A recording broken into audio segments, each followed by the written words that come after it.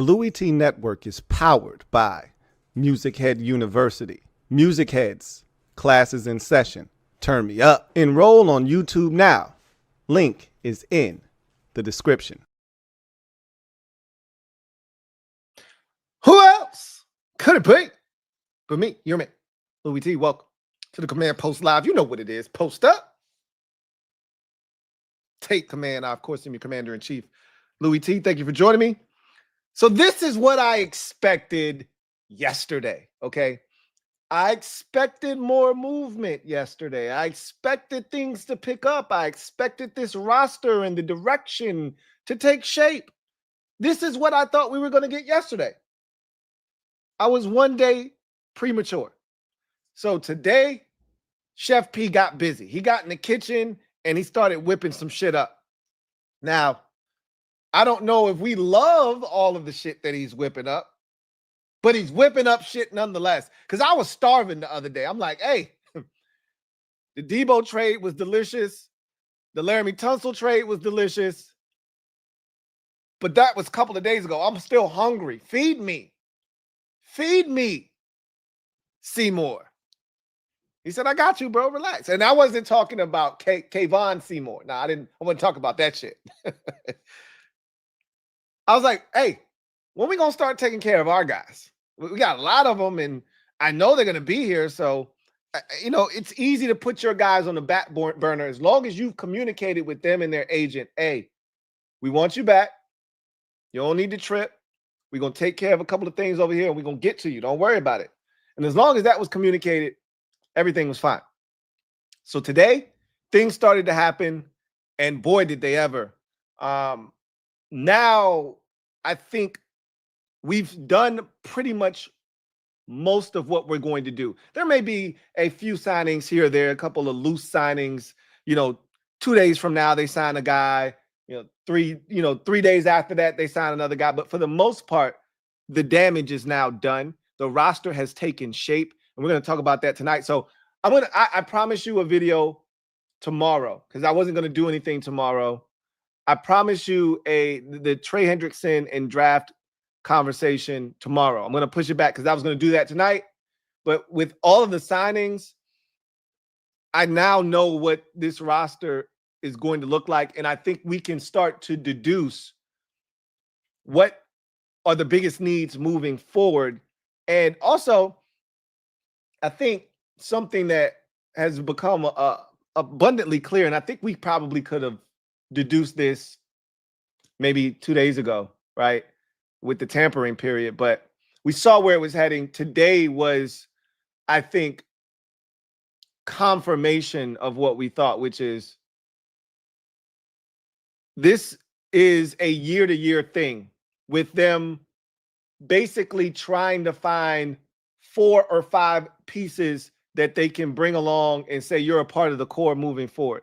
Last year, so let's go back to last year, and then you'll get a better sense of what I mean, and then we'll start diving into all of the guys that were signed today, what that means, and what it could mean moving forward. So last year, they came in here and they turned the roster upside down.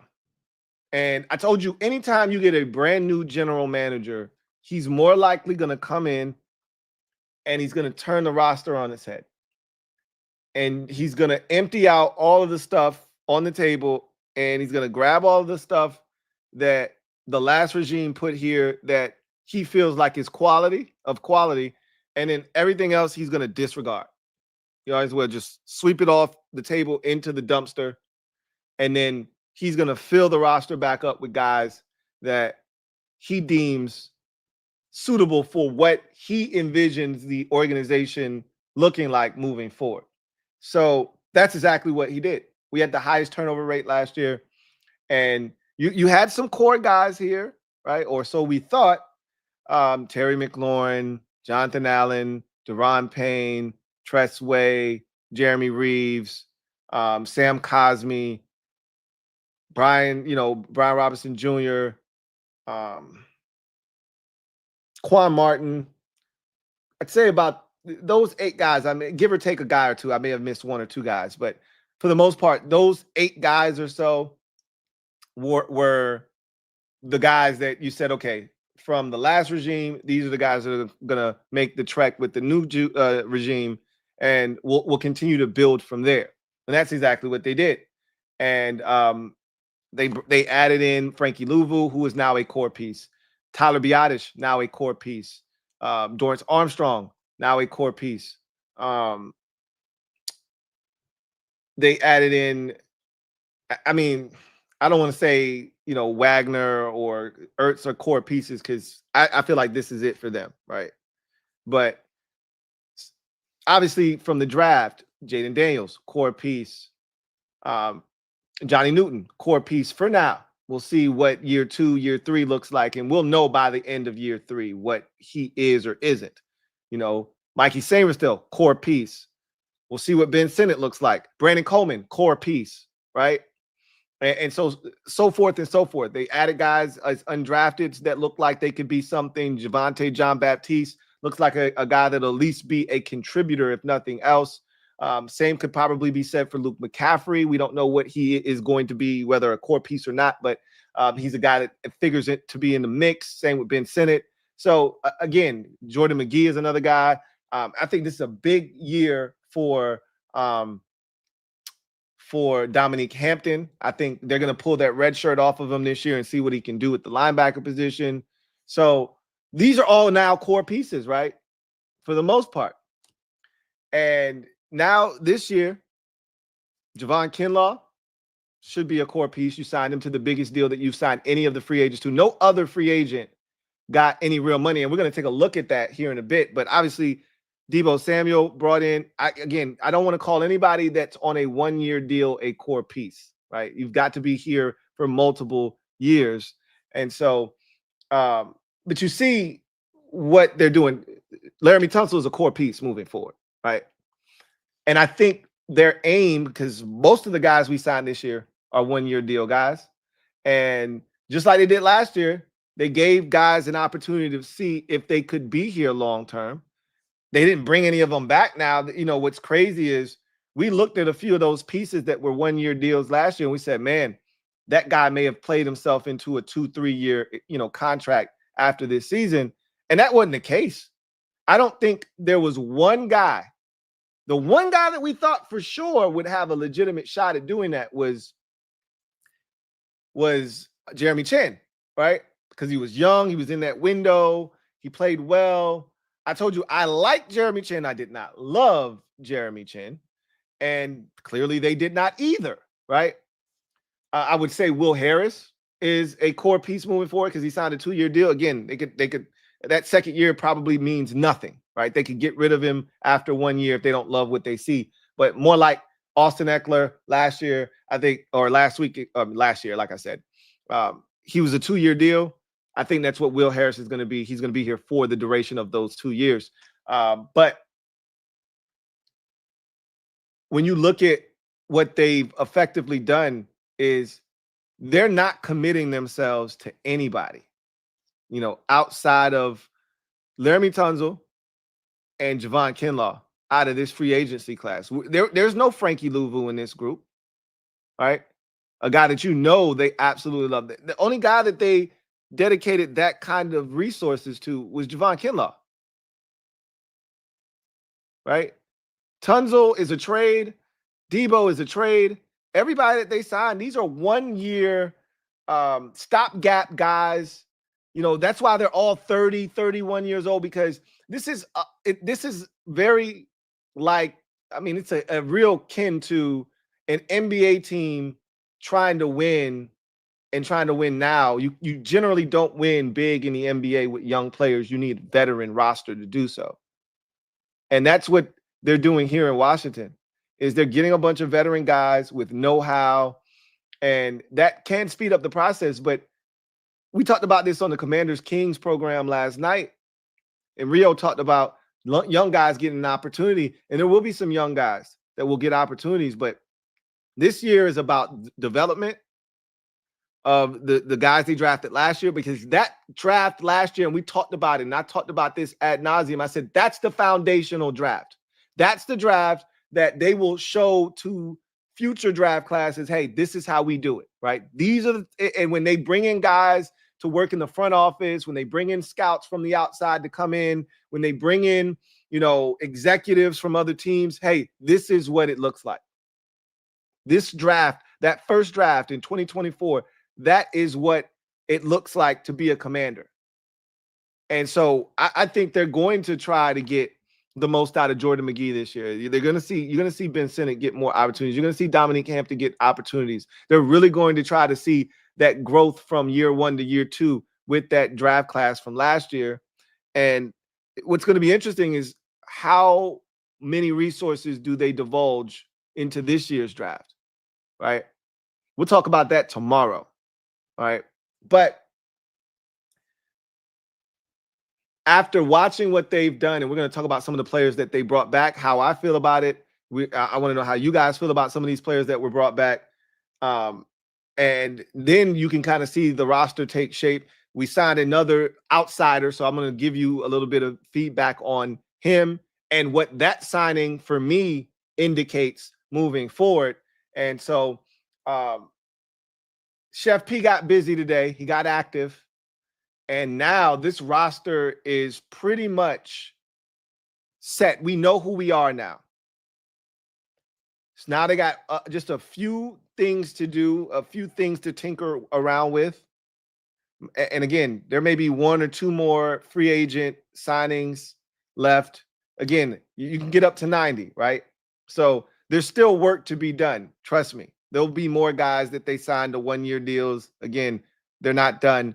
But the rest of this is going to be more so draft oriented, because again, you still got to consider the guys from the practice squad. As a matter of fact, let me look at the let me see how many guys we have on the practice squad. Let me see if they actually updated it on the team website. They might not have, because a lot of this stuff they don't update as it happens. They just kind of wait until, let's see. So yeah, they've updated the roster. So let's take a look at this thing.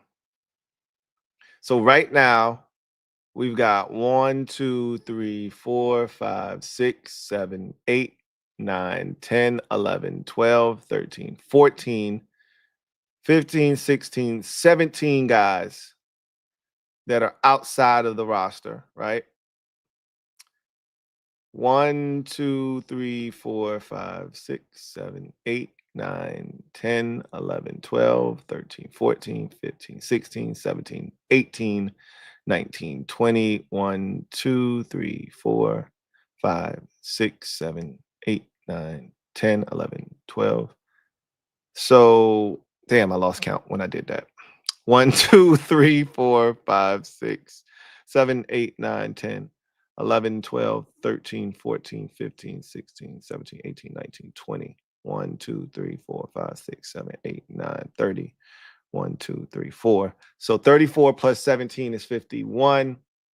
And then you add in all of the guys that they've signed in free agency, which let's take a look at that right now. Let's get that up on your screen so you can see all of the free agents that the Commanders either had or have lost.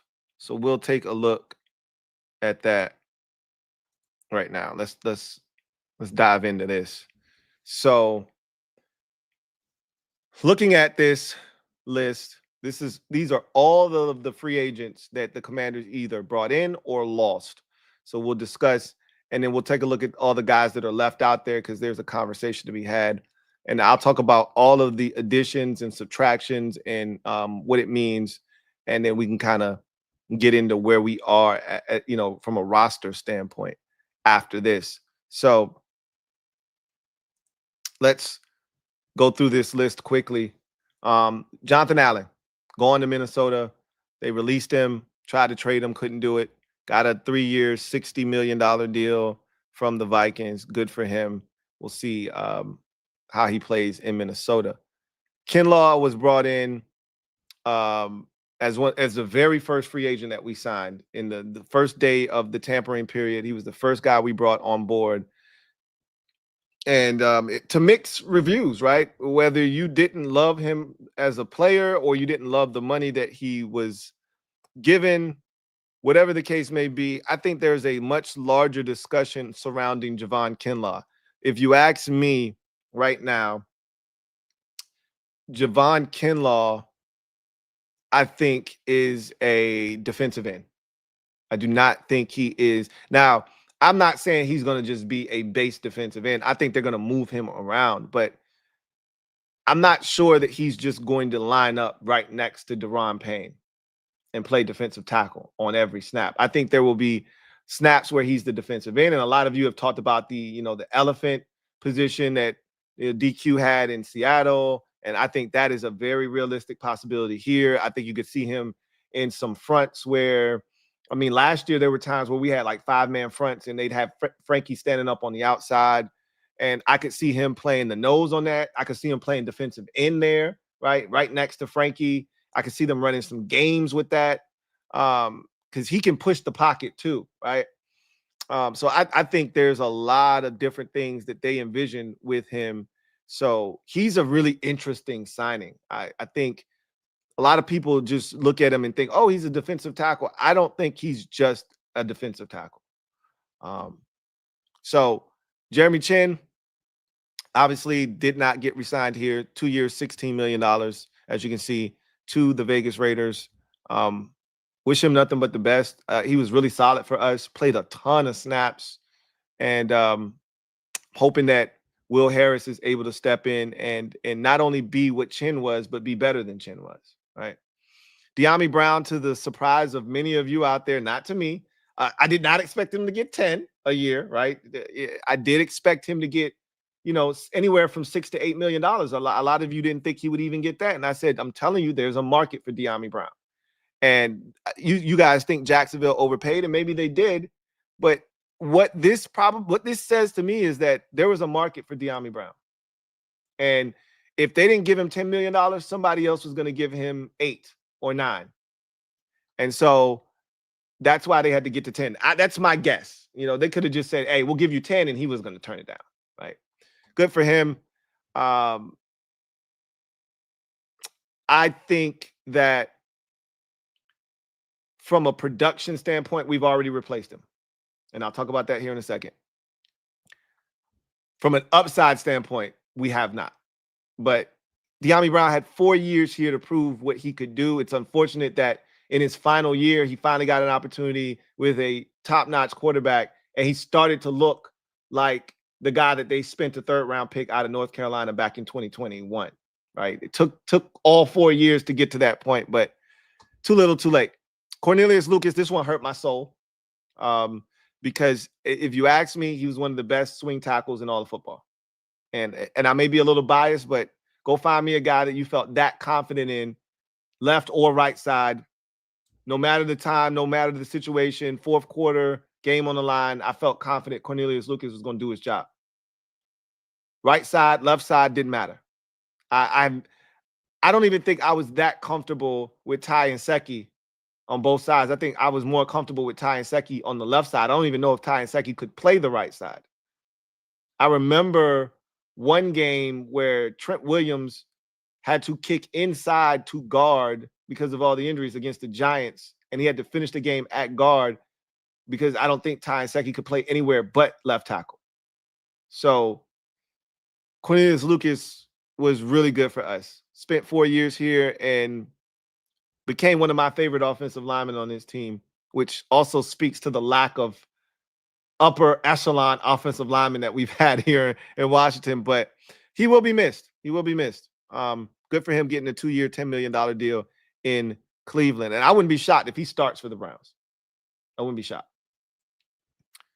Marcus Mariota came back. We talked about him yesterday. I'm shocked that we got him back, to be honest with you. He had his press conference today after signing his deal, another 1-year contract, $8 million, as you see here. He talked about the room and the building so glowingly. And it just reinforces, and I talked about this before we even heard from Mariota yesterday.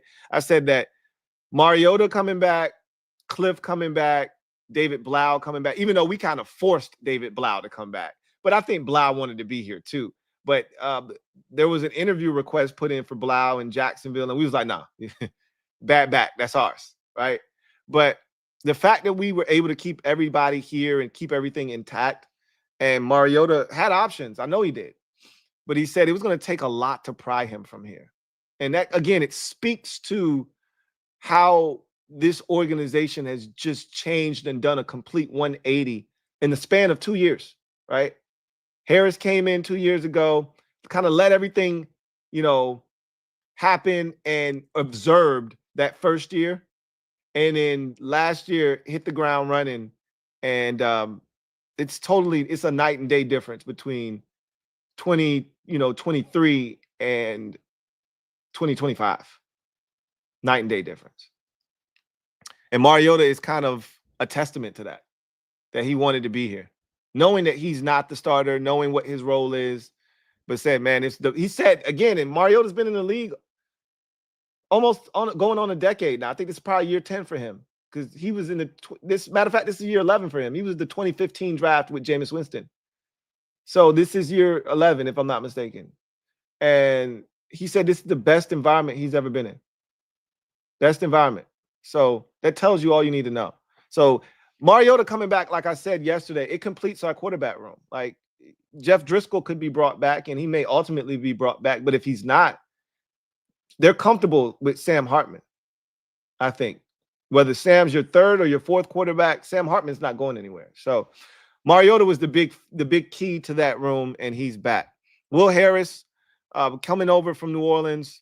We talked about him already, but he had his press conference today after signing his 2-year, $8 million deal. Good for him. And it can get up to $8 million. It's a 2-year, $6 million deal, as you see here, but it can get up to $8 million with incentives. I just like his play demeanor, and I think they do as well. He plays like his hair is on fire. He gives the same type of energy of a Frankie Louvu. He's not Frankie Louvu, but he plays with that kind of reckless abandon, and that could be a good thing. It could be a bad thing. It's that I'd like to call it controlled chaos. If you can control it, it's a great thing.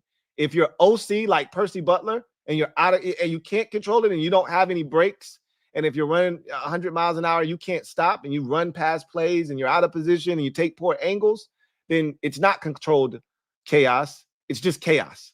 And that usually backfires. So he talked a lot about this culture and why he wanted to be here. And when his agent told him we were interested, he was like, yo, make it happen.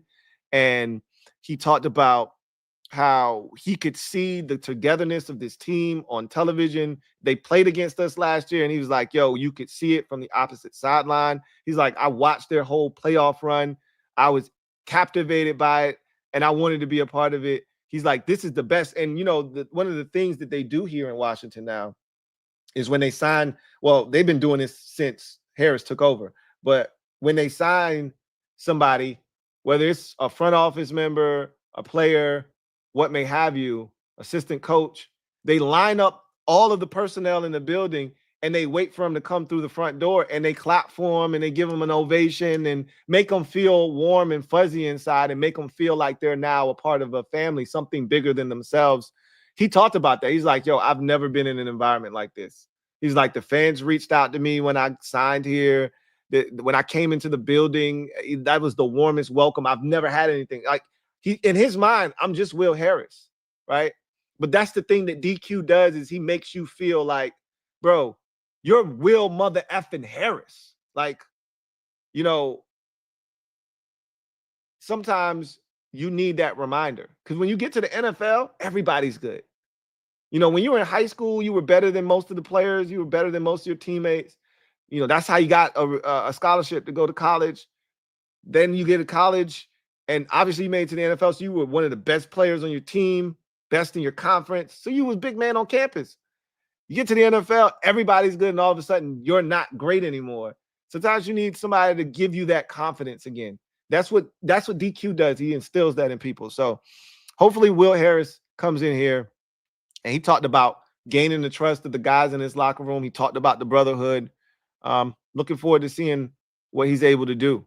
I think he can be an upgrade over Jeremy Chin, but I got to see it. But I think he can be an upgrade over Jeremy Chin. Jonathan Jones. So let's talk about Jonathan Jones a little bit. All right. So Jonathan Jones, yesterday, when the news first came out, I went and I looked up his stats from last year because I thought I was thinking of a totally different corner in my head. And turns out that he was a different dude, totally different dude. I was thinking of two different corners. So I wasn't as familiar with his game. And so I went and looked up some of his numbers. You know, obviously he's an older corner. He's 34 years old. He's undersized at 5'9". So, you know, it was funny because Ed kept talking about DJ Reed and DJ Reed and DJ Reed. And I'm like, yo, DJ Reed don't fit what they do here, right? Like DQ wants taller, longer corners with, you know, guys with some length that can run. And I figured there's no way they would want a DJ Reed. He's just like Mike Sainristil, but he's just faster. That's it. Like, why would they want DJ Reed? Well, it turns out that they probably were in on DJ Reed, is my guess, if Jonathan Jones is a guy that they were interested in bringing in here. Obviously, Jonathan Jones was not plan A. He was probably plan B. And once they didn't get their hands on DJ Reed, they pivoted and they got Jonathan Jones. And he is a feisty football player. You know, he'll get in the mix. Doesn't matter your size.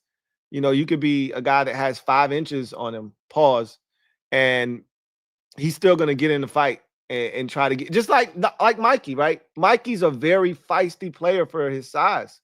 But my biggest thing is, and all I've heard is great things about him from Patriots fans, which is cool, but I don't buy into that anymore. I got with Gates, Nick Gates from the Giants fans, right?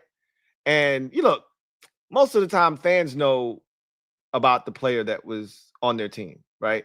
But you can't always assume that a guy's going to play the way that he played for your organization for someone else. Now, I'd say 80% of the time, that fan base is going to be right. If they tell you a guy's trash, he's trash, right? If a guy, you know, if they tell you, look, man, that guy was really good for us, you should be happy you got him. But again, I told you, one of the things that's really important is when you get a player. Jonathan Jones might have been really good for the Patriots, but he played for them for almost a decade. We may be getting Jonathan Jones on the tail end of his career where there's not as much left in the tank. So while Patriots fans are like, yo, this is a really good player and you guys should be happy you got him, we might be getting washed Jonathan Jones. He was not good last year. The numbers state that, right? The numbers indicate that he was getting cooked on a weekly basis last season.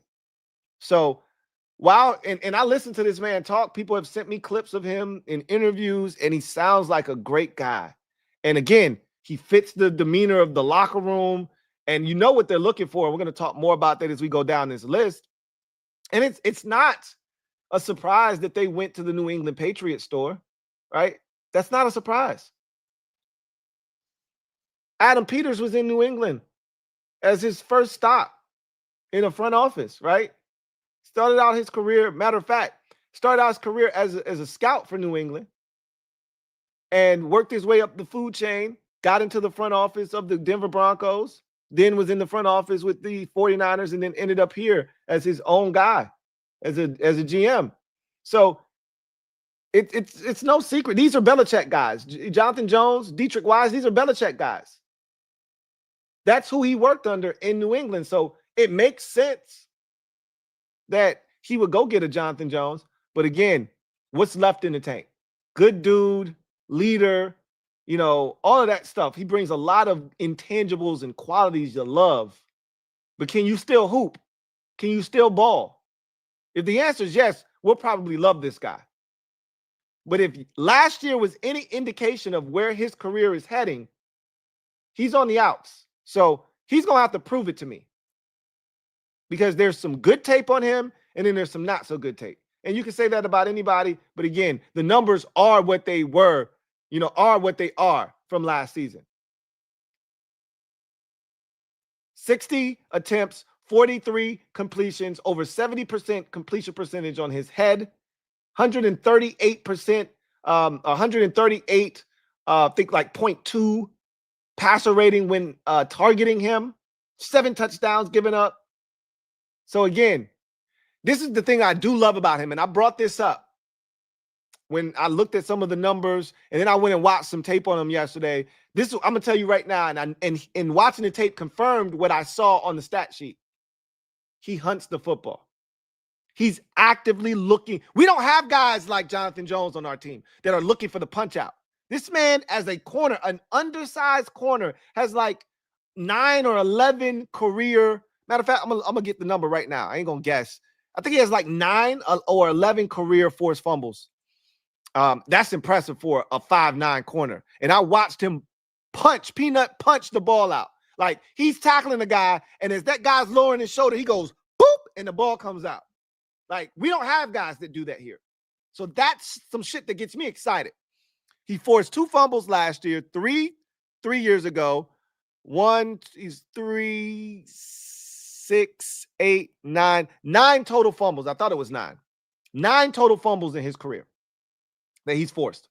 So now we talking. Like, he brings value just off the strength of looking to get the football out. Because we don't like forcing turnovers around here. Ball is life, and we stay struggling to breathe. We stay struggling to not be on an oxygen mask or to be on some sort of life-preserving device. Maybe he'll help provide us with a little bit more life over here. So we'll see about Jonathan Jones. Dietrich Wise, nothing special here. All right. I told y'all he is a better version of Anderson, the second round pick out of Alabama that we drafted that was ass. He's a better version of him, a legit version of him. Not a great athlete, never was a great athlete. But he's rugged. He's rough, he's tough, he's physical. He's going to play physical. He's going to set a physical edge. Again, he's not a great pass rusher by any stretch of the imagination, but he's one of those guys that he's where he's supposed to be, when he's supposed to be there. He does his job. Again, he's an upgrade over Clelin Ferrell. That's all you need to know. Like, just look at him as Clelin Ferrell 2.0. He's just better than him, right? He's Clelin Ferrell 2.0. All right. Noah Brown. Man, I'm happy for Noah Brown. I'm happy that he's back. I talked about this a couple days ago, I think it was, where I said, look, one of the things about Noah Brown that got lost was the fact that Noah Brown was on his way, en route to a career year, and fans were all over his case because of something out of his control, which was the amount of targets he was getting in relationship to Terry McLaurin. He had nothing to do with that. He was producing at a high level. Our offense, if you recall, started to take off when he hit the lineup. He played in week 2, and that was the week where we did not punt the football once. Now, we didn't get in the end zone. Separate conversation for another day. But we did not punt in that game against the Giants. Noah Brown showed up that week, and the offense took off. And I'll tell you that he was huge last year. He operated like a number 2 in a space where we didn't know what we were getting. We were only hoping that we would get some sort of production. He operated like a number 2, a legit number 2. He was going to end up with 700-800 yards last year, right? His career high was 500 and something. He was going to not only eclipse that, he was going to smoke that. And remember, he was also drawing pass interference penalties last year too. Nobody else. I don't think Terry got a single pass interference penalty down the field. He was the only guy, I think, that drew one down the field. 3 of them, as a matter of fact, right? So Noah Brown was huge for us last year. Obviously, one of the biggest plays that happened last year. He made it, right? I use the word made it loosely, but he caught the ball, right? Ultimately, he should be back. And he offers us something that we don't have anywhere else on the roster at that particular position, and that's size. We don't have any height at wide receiver. Noah Brown is it. And so if for no other reason than his ability to go and get the football and have a larger catch radius than any other receiver on this roster, he should be back. And I'm glad to see Noah Brown back. I told y'all that 2 out of the 3 guys, like they were going to bring back 2 of the receivers from the room last year to go along with Terry, Debo, and Luke. I just got one of the 2 wrong, and none of us saw one of the 2 that they ultimately decided to bring back. So I'm glad Noah Brown's back in the fold. Jake Martin. So let's talk about him, the newest commander that was added just maybe an hour or 2 ago. Jake Martin, to me, spells the end of the road for Dante Fowler Jr. coming back. That shit hurts my heart. When I saw we signed Jacob Martin, I immediately had vomit come up into the bottom of my throat. I was like, and I had to push it back down because I knew what that meant, because I know who he is, right? So Jacob Martin, I don't call him Jake Martin. I call him Jacob Martin, okay? You don't get nicknames, you know. He's Jacob Martin, right? I remember him very vividly coming into the league with Seattle. And this was 2018, 2019, somewhere in that neighborhood. And the Seahawks were high on him. And if you recall, you may not recall this, Jadeveon Clowney got traded from Houston to Seattle, right? And the centerpiece of that deal going back to Houston was Jacob Martin in that trade. So if I'm not mistaken, it was like Barkevious Mingo and Jacob Martin. And that was the key to getting that trade done, is like Seattle was like, Houston was like, we got to get Jacob Martin in this deal because we feel like he can come in here and replace Jadeveon Clowney, because what he showed in his rookie season was a ton of upside, right? And potential. And I remember thinking, man, they must really be high on this Jacob Martin guy to move on from Jadeveon Clowney. And Houston was excited to get him. And I remember watching him like the first, game of that season. I think it was like against Buffalo or something. And he had a good game. And I was like, oh shit, he might actually be nice for real. And that's Jacob Martin in a nutshell. He's tantalizing.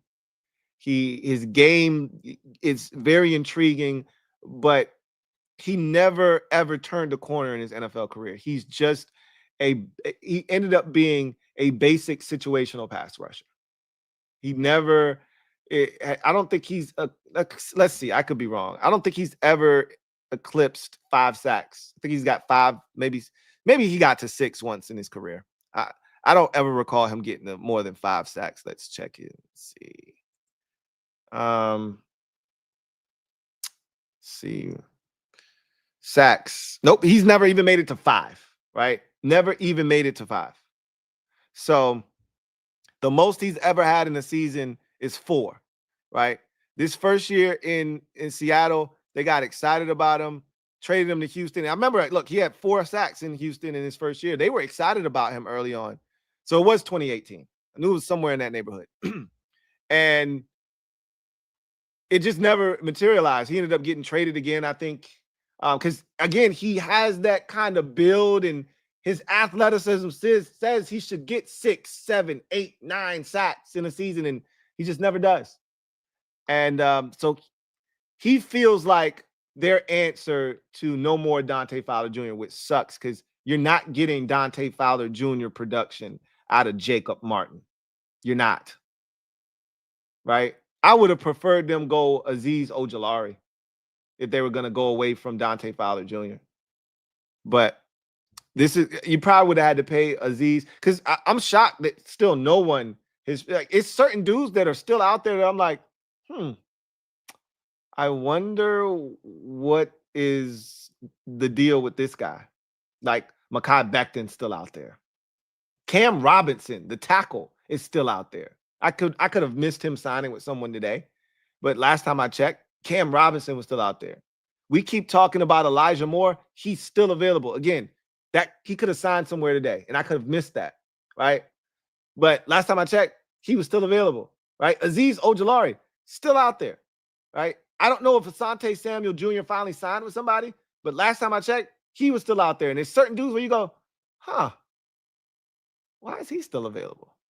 All these other guys are getting work and teams are signing these guys, and this guy's better than them. And why is this guy not getting signed? I don't know. But Dante Fowler Jr. is still out there, obviously. And Azeez Ojulari is out there still. And we have Jake Martin now. And I'm not thrilled about it, to be honest with you. So he's our new situational pass rusher. This feels like us essentially saying, we don't need you, Dante. We got somebody now. And this is what they wanted. They didn't want to invest. And this is what you can't do. This is what you can't do, right? You can't look at what Dante Fowler Jr. gets wherever he signs and say, we could have done that. We didn't want to pay him that, because what Dante wanted from us and what somebody else might be willing to pay him and what he might have to actually settle for is two different things. He may end up signing somewhere on a 1-year, $7 million deal, 7.5. And we were like, shit, we could have done that. But he wasn't willing to take that from us. You see what I'm saying? Like, he just got us 11 sacks. In his mind, he's like, nah, bro, I need 15. I just got you 11 sacks. And I did that only playing, 40% of the snaps. Like, what are we talking about? That's what he's saying in his mind. And they're like, come on, bro. Stall him out, Dante. Come on, bro. Trying to get me for 15? Bro, we played you 3.5 last year. Come on, man. Right, reason with me here, man. I got 8 with your name on it, right? He's like, bro, I need 15. I don't even know what you're talking about. Matter of fact, give me $1 million for every sack I gave you last year, and we got a deal. Come on, bro. You trying to squeeze me for 11? And I'm like, just pay the 11, bro. And they out here on some Martin shit. I ain't paying the 5. And this whole time you thinking, oh, he must want 15. And it might not be that, but it might be that. And he might end up having to take half of that somewhere else. So whatever the case may be, whatever the number he wanted, he wasn't getting. So it's Jacob Martin for $3 million. And in this particular situation, you're probably going to get what you pay for, unfortunately. But I say that Dante Fowler Jr. got us 11 sacks, and we paid him $3.5 million last year. So, but Jacob Martin's never had double-digit sacks in his career. Dante Fowler Jr. has. So there was precedents set there where he could do it if put in the right situation, and he did it. Jacob Martin's never done that, and he's not going to do that. So that's not a needle-moving transaction for me. Derek Forrest signed a 1-year deal with Buffalo. I know there were some Derek Forrest stands out there that wanted him to get more opportunities. Last year, it just wasn't in the cards for him. And they didn't love Derek Forrest. And I felt like he got injured in camp, if y'all recall. And then Percy Butler took those reps. And after that, it's like Derek Forrest could never catch up. So he's now in Buffalo. And we'll see if he can stick there. If not, we'll see. You know what was crazy? I saw people posting clips of Derek Forrest from 2022 against Jacksonville. I'm like, bro, you know how long ago that was? Like, Yeah, if that was last year, you should be excited. That was 3 years ago. Like, we ain't seen that dude in forever. We was hype off that guy. That hype faded 2 years ago. Same thing with Dietrich Wise. Like, people just be pulling random ass clips. I seen somebody posting clips of Dietrich Wise getting a sack against the Panthers. I'm like, bro, that's a preseason game. Why are you showing me a clip of a man getting a sack in a preseason game against a fifth string tackle that ain't in the league? Like, come on, y'all got to stop with that shit, man. Like, if you're going to watch tape, but don't be just finding random ass clips like, yeah, look at Dietrich Wise with this rush. Yeah, that was against a fifth string tackle, man. Stop that shit. Benjamin St. Juice went to the Chargers. Hey, I seen Chargers fans crashing out. Like, every time I look at numbers for this guy, they just get worse and worse. Oh, man. Chargers fans, hey, again, bless up for Chargers fans, man. Bless up for the Chargers fans out there. I hope they just go into this understanding what Benjamin St. Juice is and not looking for anything more than inconsistent play at best. I look, I have no issues with Juice. I hope he goes out there and balls. I just don't think it's going to happen. But it was just funny watching the dude like, yo, every time I go look at some numbers for him, they just get worse and worse. Noah Igbenogany, my favorite signing of the day. I am a massive Noah Igbenogany fan. He won me over last year.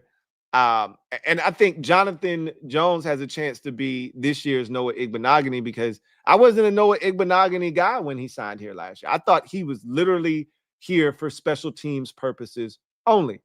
And what ultimately happened is injuries pushed him into the lineup very quickly. I mean, we're talking week 2. We had not an injury, we had poor play, right? Week 1, your boy got cooked. Emmanuel Forbes Jr. got cooked in week 1. And thus, week 2, they gave Michael Davis a shot, remember, against the Giants. And he couldn't tackle Malik. Malik Neighbors must have had butter, parquet spread up all over his jersey because he just kept running the same hitch and then spinning outside, and Michael Davis kept missing the tackle. And remember, they benched his ass at halftime. Like, we sick of this shit. Malik Neighbors about to have 100 yards receiving on 5-yard hitches that break for 18 and 22-yard gains because you can't make a 5-yard tackle. So, in game, Noah Igbenogany. And from that point, he never really left the lineup. He stayed in at boundary corner, and then eventually they said, well, Noah ain't really killing the game at boundary, but he's actually playing really well when we put him inside at nickel. Let's just keep him there, move Mikey outside. So remember, they did that week 3 against Cincinnati, and that ended up being the combination moving forward, and we never looked back. And we don't survive last season. Like, I can't state this enough. Noah Igbenogany was one of the unsung heroes of last season. I don't understand why he didn't get a 2-year deal, to be honest with you. I know he's not great, and maybe that's why he didn't get a 2-year deal. I just thought his play last year warranted a 2-year contract, and for them to offer him something that was guaranteed. Like, I thought he played well enough last year that they should have said, you know what? Even if he's not starting, he offers us value. But apparently, they just want him back for 1 more year, and they're going to go year to year with him. And it is what it is. I'm just glad he's here because he earned his way back onto this roster. And much like Cornelius Lucas, I trust Noah Igbenogany. It's not always pretty. It wasn't always pretty with Cole Luke, but he gets the job done. Damn it. He gets the job done.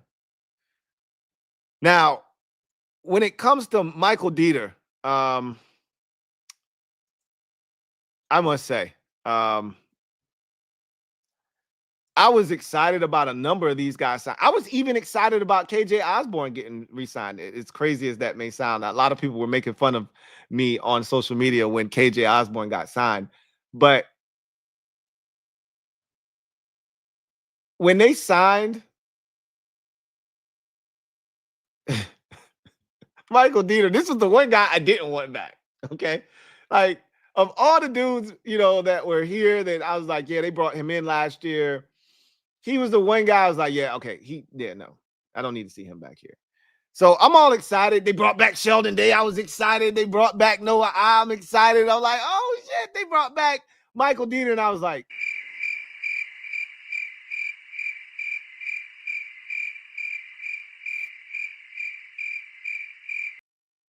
wasn't expecting that. Michael Dieter. Look, I don't have much to say on the re-signing of Michael Dieter. A good locker room guy, obviously. And I mean, all you need to know is the clip of the Week 17 game against Atlanta where Jaden throws the touchdown in overtime to win us the game, and he comes up to him, hey, Jaden, thanks for making me right. So if the quarterback had to make you right, that means what? You were wrong. You were wrong, right? I love you, man. Every time he got in, he was basic. Now, again, you rather deal with the devil you know than the devil you don't know, right? So clearly, they knew Michael Dieter from last year. They were comfortable with what he provided them with, and they're going to run it back. I was good on Michael Dieter, but again, you could bring in another dude in here, and he could be worse than Michael Dieter. So grass ain't always green on the other side. I'm a glass half full guy, so that's the way I'm going to spin it. But I could have done without Michael Dieter, right? Point blank, end of discussion. OZ.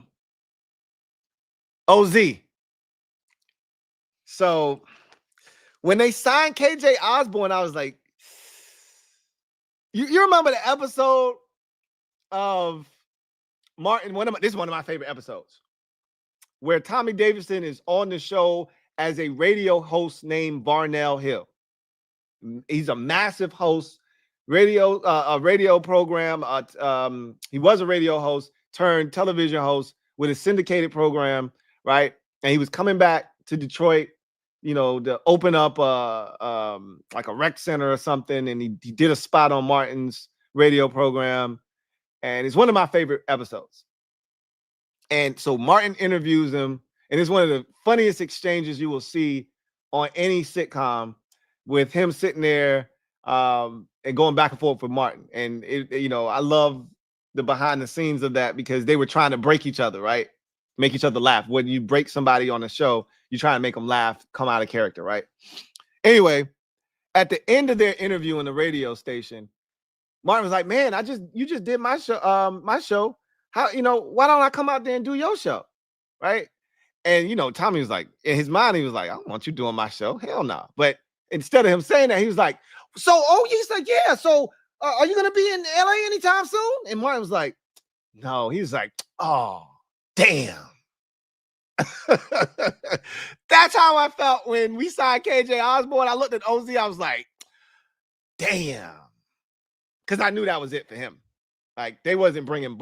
I told y'all there was only space for 2 out of the 3 receivers. Now, again, I was the 3 receivers that I was picking from was Jamison Crowder, Olamide Zaccheaus, and Noah Brown. I did not know KJ Osborne was one of those guys, right?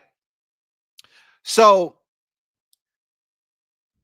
OZ, a lot of people think that when they brought in Deebo Samuel, that was it for OZ.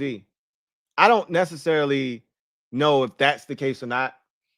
Clearly, they kind of function as the same receiver in this offense. A lot of the things we did with OZ, he did the jet sweeps last year.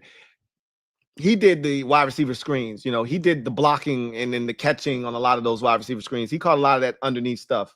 So that would be Deebo, you would think, theoretically speaking, in the offense this year. But also, I think that KJ Osborne is an upgrade over OZ as well. So we'll get to KJ a little bit later on. But OZ, once they signed KJ, once they traded for really when they signed KJ, this is when I knew, okay, he's gone. But if the way that I'm looking at this offseason is we're doing apples to apples comparisons, right? When we sign somebody, Who are they taking the place of from the season before, from the roster last year? And is it an upgrade, right? And you can clearly just go down the list and look and see, right? Deebo Samuel is taking over OZ's spot, more likely than not, in the offense and his role and what they were asking OZ to do. Deebo Samuel is going to take over that role. Well, that's a clear upgrade, right? And we'll get to KJ Osborne here in a bit, but I love me some OZ, man. He was a guy that I thought did some really good things, and I've been an OZ fan since he was in Atlanta. So I hate that he went to Chicago of all places, because all of a sudden we have a I don't want to call it a rivalry, but we have a disdain for Chicago Bears fans now, and so kind of hate that he had to go there. But we'll see him, right? Because we got the Bears on the schedule again. We played the Bears now, what, 4 years in a row, right? Got the Bears again on the schedule, so we'll be seeing our guy OZ around. But I appreciate what he did for us last year. But I thought he would be back. I'm not gonna hold you. I thought he was gonna be back. Jeremy McNichols, we talked about him.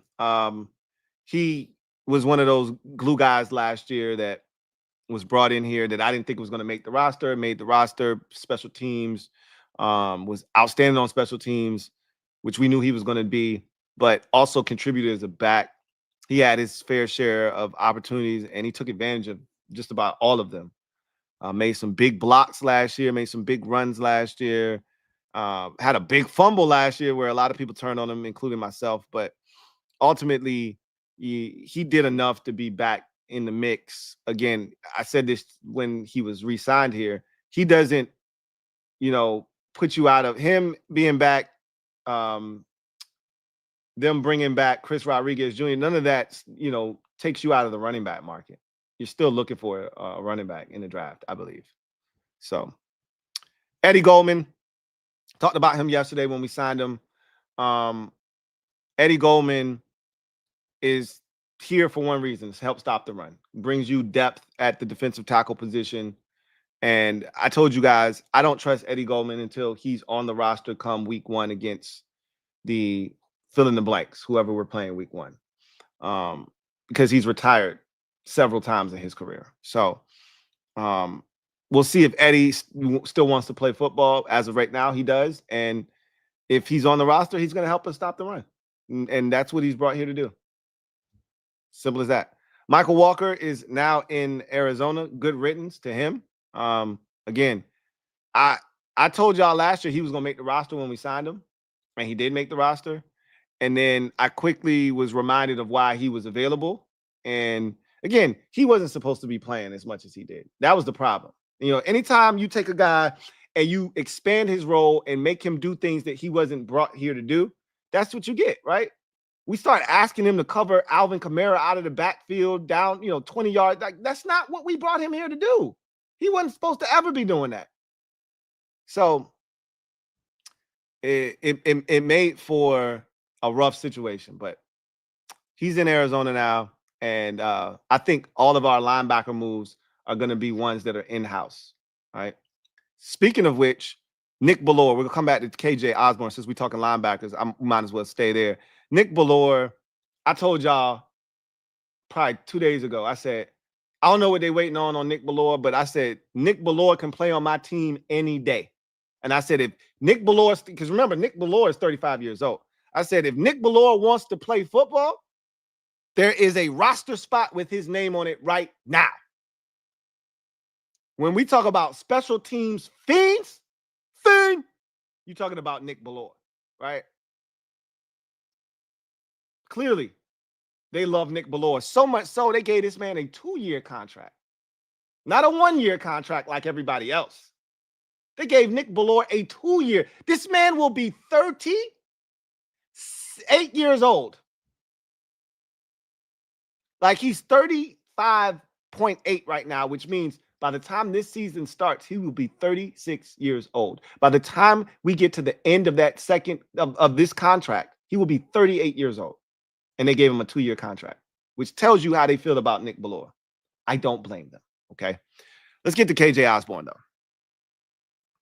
KJ Osborne. Let me get a sip of water first, man, because I heard your jokes. Okay, and I had jokes. I had jokes for KJ Osborne.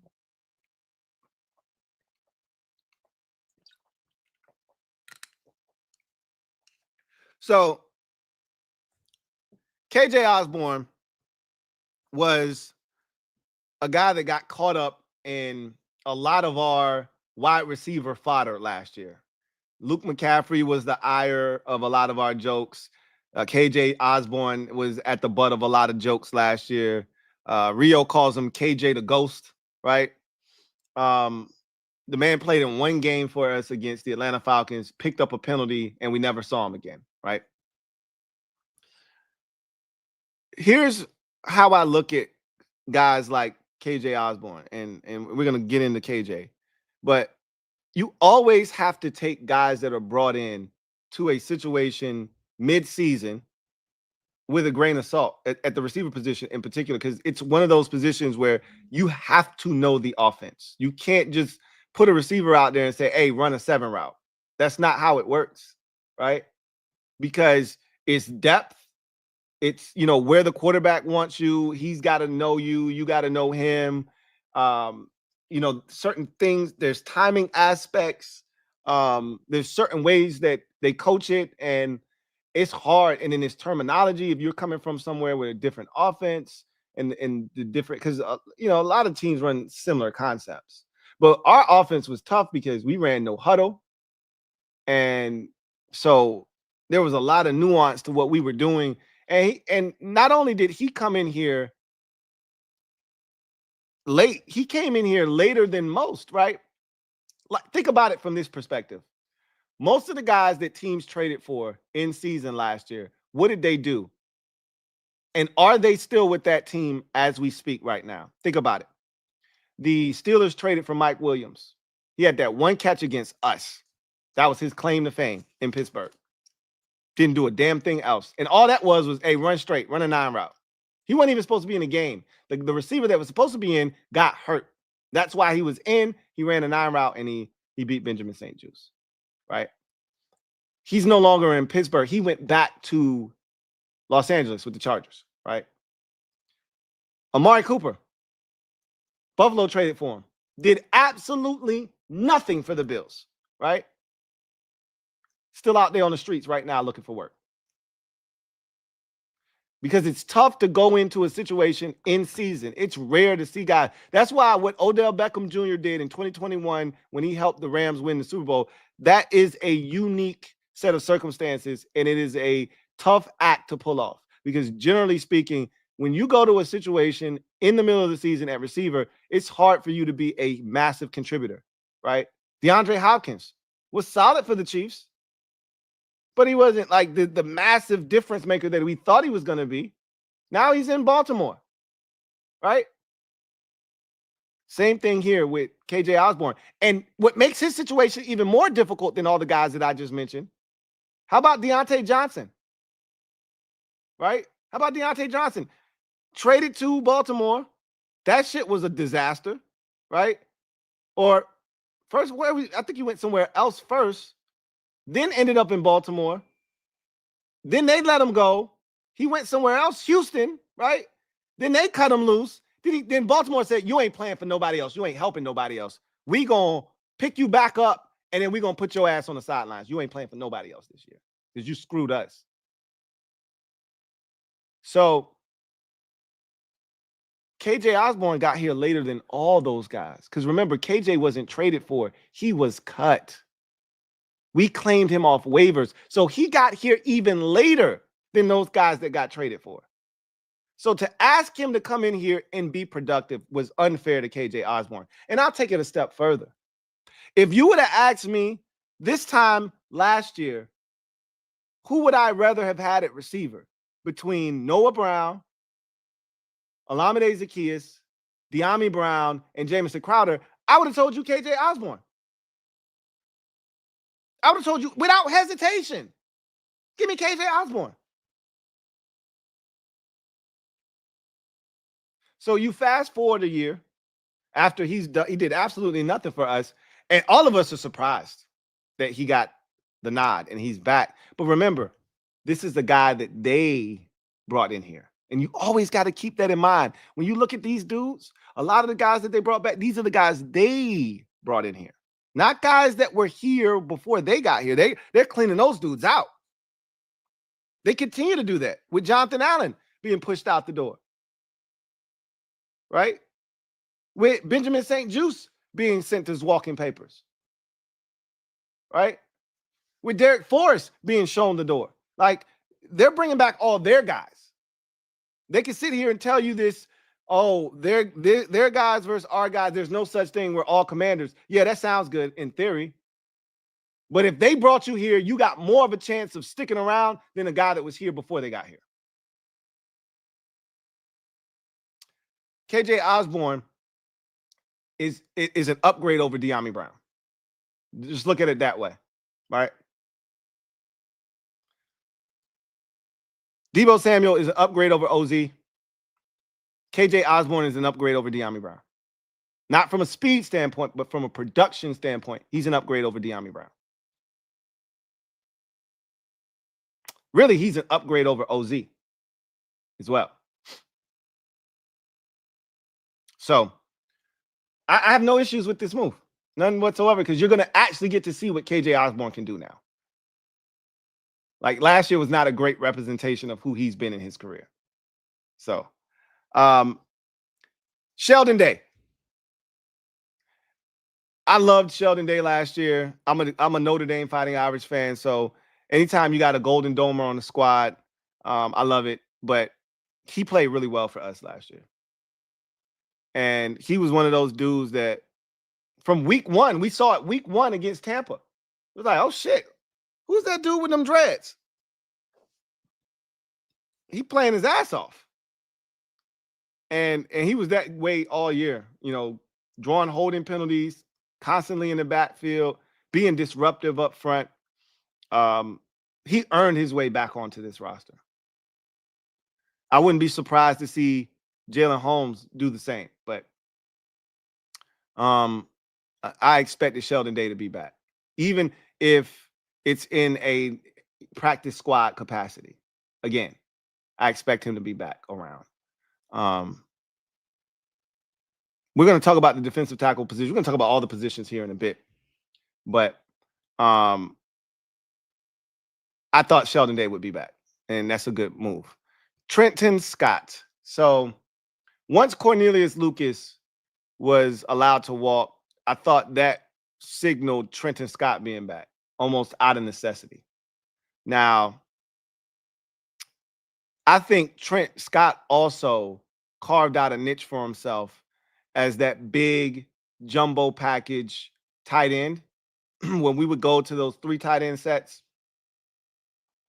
and we were looking to run the football, and obviously we even threw it to him once. He excelled in that role.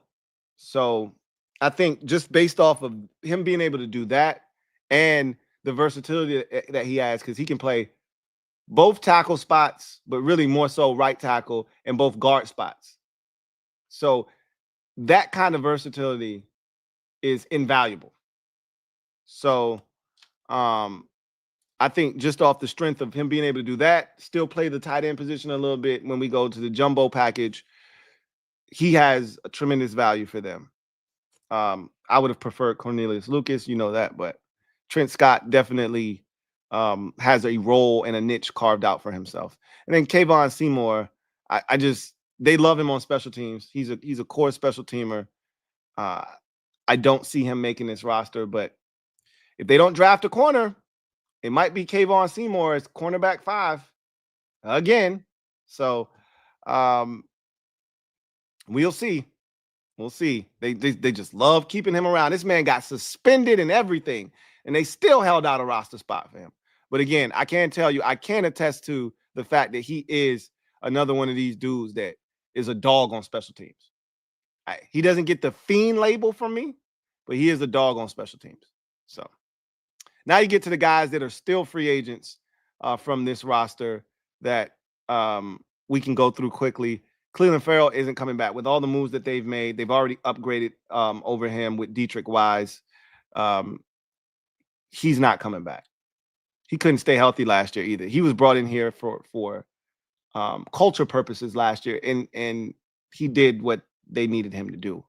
Dante Fowler Jr. still really disappointed in us not bringing him back. You saw how much we paid him last year, $3.2 million. He wanted, obviously, a pay raise, and he deserved it. He went out and got 11 sacks. What do they say his market value should be? $5.2 million, and that's probably what they were thinking, somewhere in that neighborhood, based off of what he did. What percentage of snaps did he play last year? Let's take a look at that. Played 52% of the snaps last year, which is the most he had played in a season since 2021 when he was back in Atlanta. So, in his mind, I played 52% of the snaps and got to 11 sacks, 2 forced fumbles, and a pick 6, and a 4th down stop, and only just a little under, a little over 50% of the snaps. So in his mind, he feels like he's grossly underpaid, and he is. But to what extent? Clearly, they weren't close on the number, and I don't think he's coming back. I think that the acquisition of Jacob Martin is the end of Dante Fowler Jr. here, which makes me sad. I'm not gonna lie, because it was fun having a true situational pass rusher. We don't have one now. We just got guys. We got Jags. So we're gonna have to right now. We don't have one guy, unless you count Frankie Louvu. We don't have one guy that can win a one-on-one matchup and get to the quarterback. Dante Fowler Jr. was that guy. We don't have one guy. And Dorrance is okay. And Dorrance won some big one-on-ones for us last year. The biggest of the season, you could argue. Because if he doesn't make that sack, force Jared Goff to fumble on that possession against Detroit, we were already trailing in that game, if I'm not mistaken. I think it was 14. Was it 7-3? I think it was. We were trailing at that time, I think. If he doesn't make that play, whatever the score was, we were about to get our ass whooped. That's all I can tell you. We were about to get our ass whooped. And he made that play, and it saved the game for us. So he can win some matchups, but we don't really have a guy. Fowler was that. Michael Davis, boy, was I wrong about Michael Davis. Boy, was I wrong about Michael Davis, or what? He was trash last year, and we don't miss him. We don't miss him at all. Jamison Crowder, a lot of Jamison Crowder stands out there. There's still a possibility, because look around at the roster. Who's returning punts? You see anybody? You see anybody? I mean, we can go through the roster. We can look at the receiver position. I can tell you right now. You can tell yourself right now. There ain't nobody here to return punts. Do you have a cornerback that can do it? As of right now, you look at our roster, we don't have one single guy that you trust returning punts. Unless there's somebody with a hidden talent that I don't know about right now. Like 32-year-old Jonathan Jones can return punts too, right? Unless there's something like that I'm missing, we'll have a punt returner on this roster. So there's still a situation where Jamison Crowder could weasel his way back onto this roster. I wouldn't count him out, but I'm done with Jamison Crowder. I mean, I know some of y'all are Jamison Crowder stands. Every time I bring up the receiver position and I leave him out, what about Jamison Crowder? I see y'all comments, right? I'm good on Jamison Crowder, man. JC Ice is cool, man. And every time I try to push him away, he always comes back and makes big plays, right? Had the big catch against the Eagles, had 2 touchdowns in that second game against the Eagles, and had the game winner, right? I'm ready to move on from Jamison Crowder, though. So we'll see if he somehow but again, who returning punts right now? Won't have one. So I wouldn't rule him out. Jeff Driscoll, I talked about him. Obviously, if they want just Jeff Driscoll back, and you need 4 quarterbacks going to camp. So I would assume that Jeff Driscoll would be a guy that they would love to bring back. And if for no other reason than to just be a camp arm, and then they cut him and they go with Sam Hartman. And maybe Sam Hartman's not ready to take that next step. And they still want him on the practice squad. You still want a third quarterback because you want that emergency option at your disposal. So I wouldn't rule out Jeff Driscoll coming back either. Jalen Holmes is a guy that I still think can be back on this roster. I'm not counting him out either, right? Like, we signed 2 defensive ends, maybe 3 if you look at Javon Kinlaw as a defensive end. But we signed 2 defensive ends in Dietrich Wise and Jacob Martin. We still don't have enough, right? Now, if you were going to sign Jalen Holmes, then I think you could have done that already and not brought in, a Dietrich Wise. Wise is probably more suited to start. Holmes maybe not so much. But I would have preferred them just start Jalen Holmes if they were going to do that and not go with Dietrich Wise, right? So as the days pass and he doesn't re-sign, it feels like it's not going to happen. But I wouldn't rule out Jalen Holmes coming back either. And then Seibert, he was cooked the minute he missed the extra point against Dallas. So we know he's not coming back either. So those are your free agent signings. Now let's talk about the roster. Let's talk about the roster and how we can kind of deduce what we need at this point and what the roster is going to be. So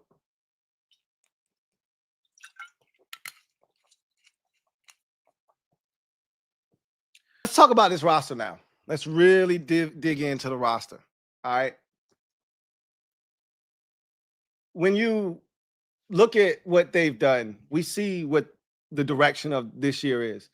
This is a year-to-year operation while Jaden Daniels is on his rookie contract. They're not going to commit to guys unless they feel like you are a part of the bigger puzzle, right? Like you're a massive piece of the puzzle that they're putting together, and we're going to keep you here past one season. Everybody's on a year-to-year contract, essentially. All right. And we didn't know what this offseason was going to look like. He's taking the direct opposite approach of what they did in San Francisco. And a lot of what we based our assumptions of what he was going to do here were off of, I can't speak for you. My assumptions, a lot of them were based off of what he did or what he was a part of in San Francisco.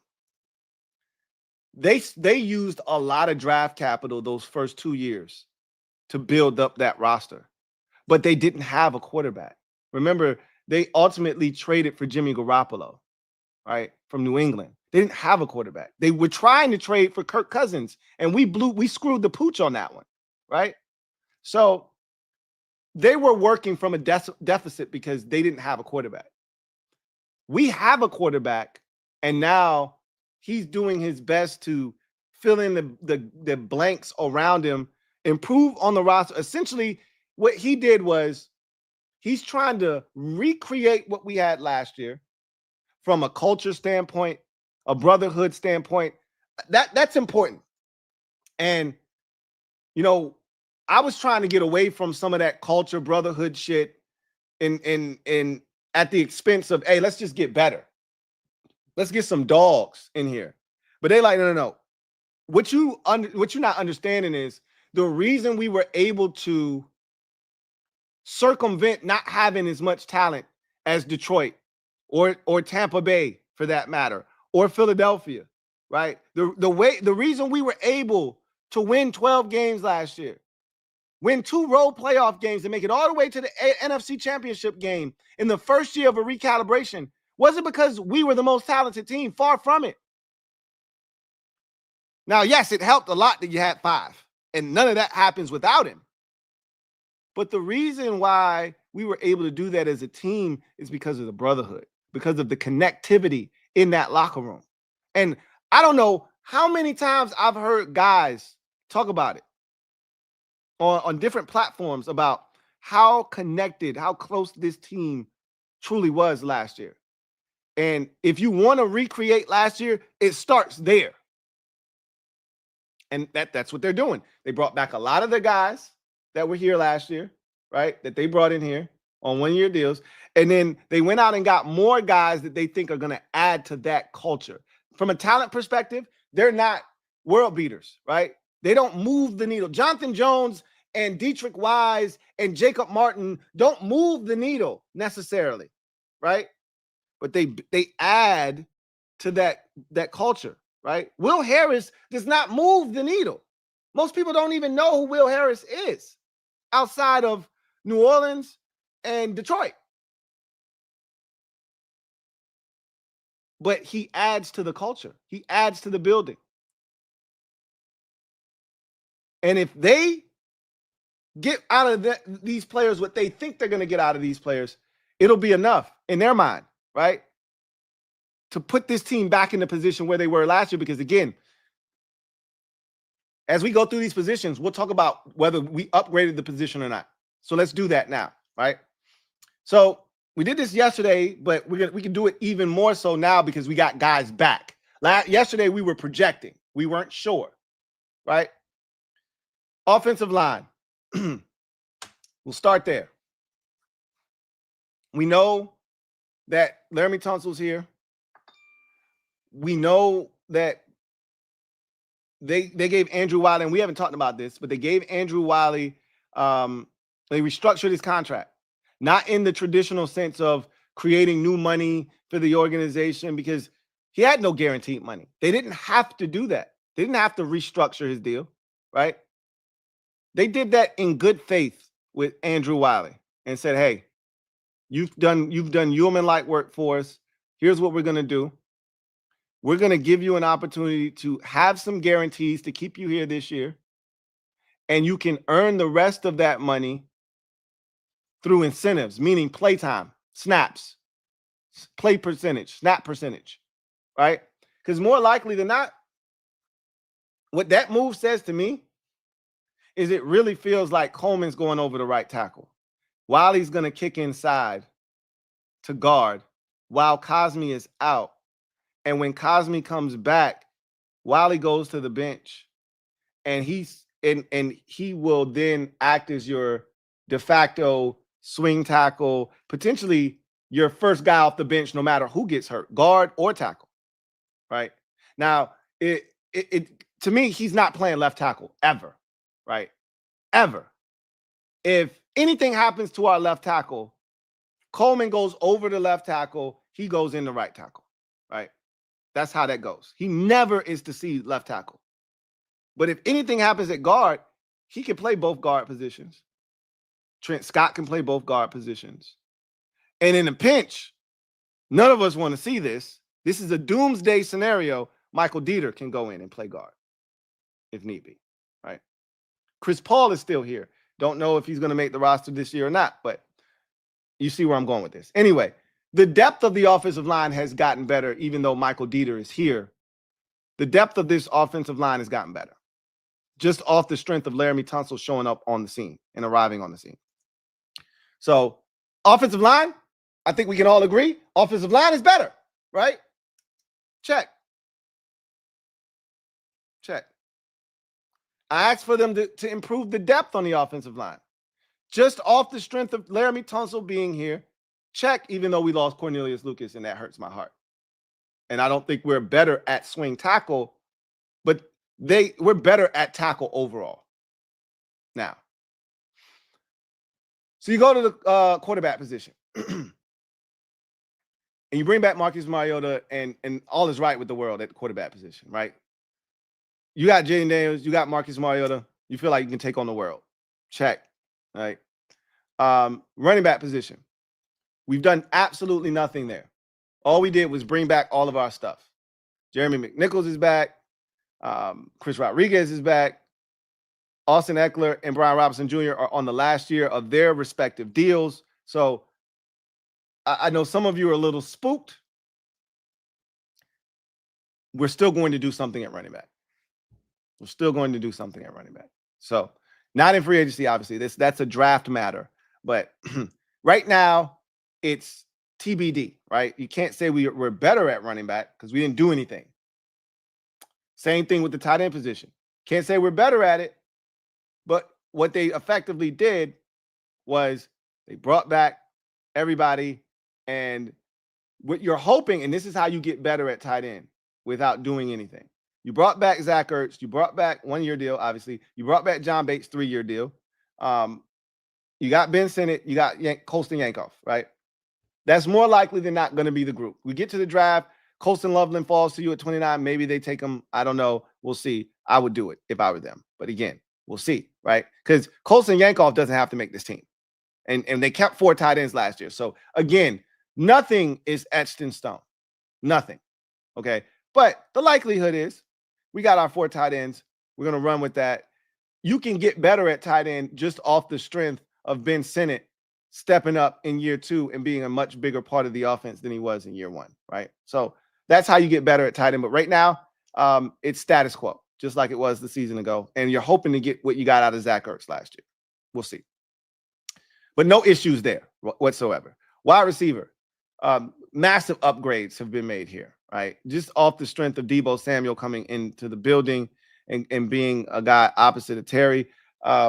So that room now looks like, with all the signings today, this almost feels like a finished product. I still think there's room for one more receiver for them in the draft. I think that we are not adding any more veterans. They've added all the veterans that they're going to add, I feel like, at this point.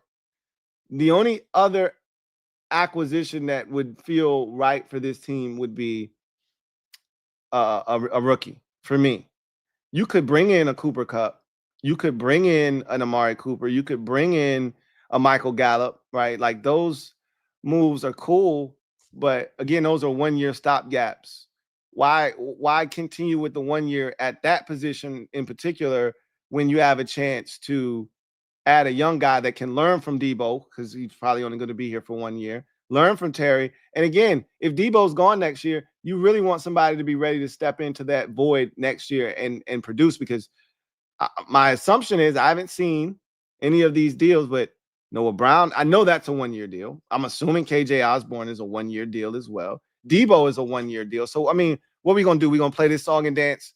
We're going to keep doing this with Jaden every year, 1 year, 1 year, where you need to add another guy like a Luke McCaffrey onto the roster who is going to be here for the next 4 years minimum, right?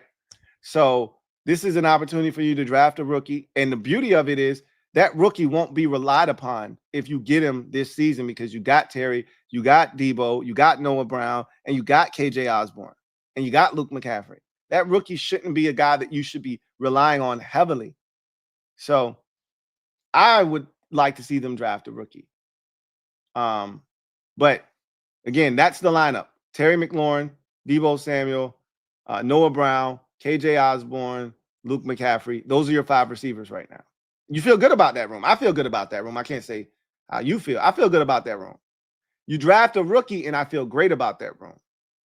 You add another veteran, and I probably feel great about that room. And when I say add a veteran, a productive veteran, one that has had success in this league, or you take a young guy like an Elijah Moore. They're not going to do that, because if they were going to do that, they would have done it already. But something like that would get us excited. But for me, you might as well just draft a receiver, right, at this point. But that position's upgraded. It's a far cry from Terry, OZ, Jamison Crowder, Noah Brown, Luke McCaffrey, and that crew from last year, right? And De'Ami Brown. So then you go to the other side of the football, defensive side. You go to the defensive line, right? So last year you had Dorrance Armstrong, Deron Payne, Jonathan Allen, and Cleveland Farrell as your starters. Backing those guys up, second round pick Johnny Newton. You had initially Fedarian Mathis.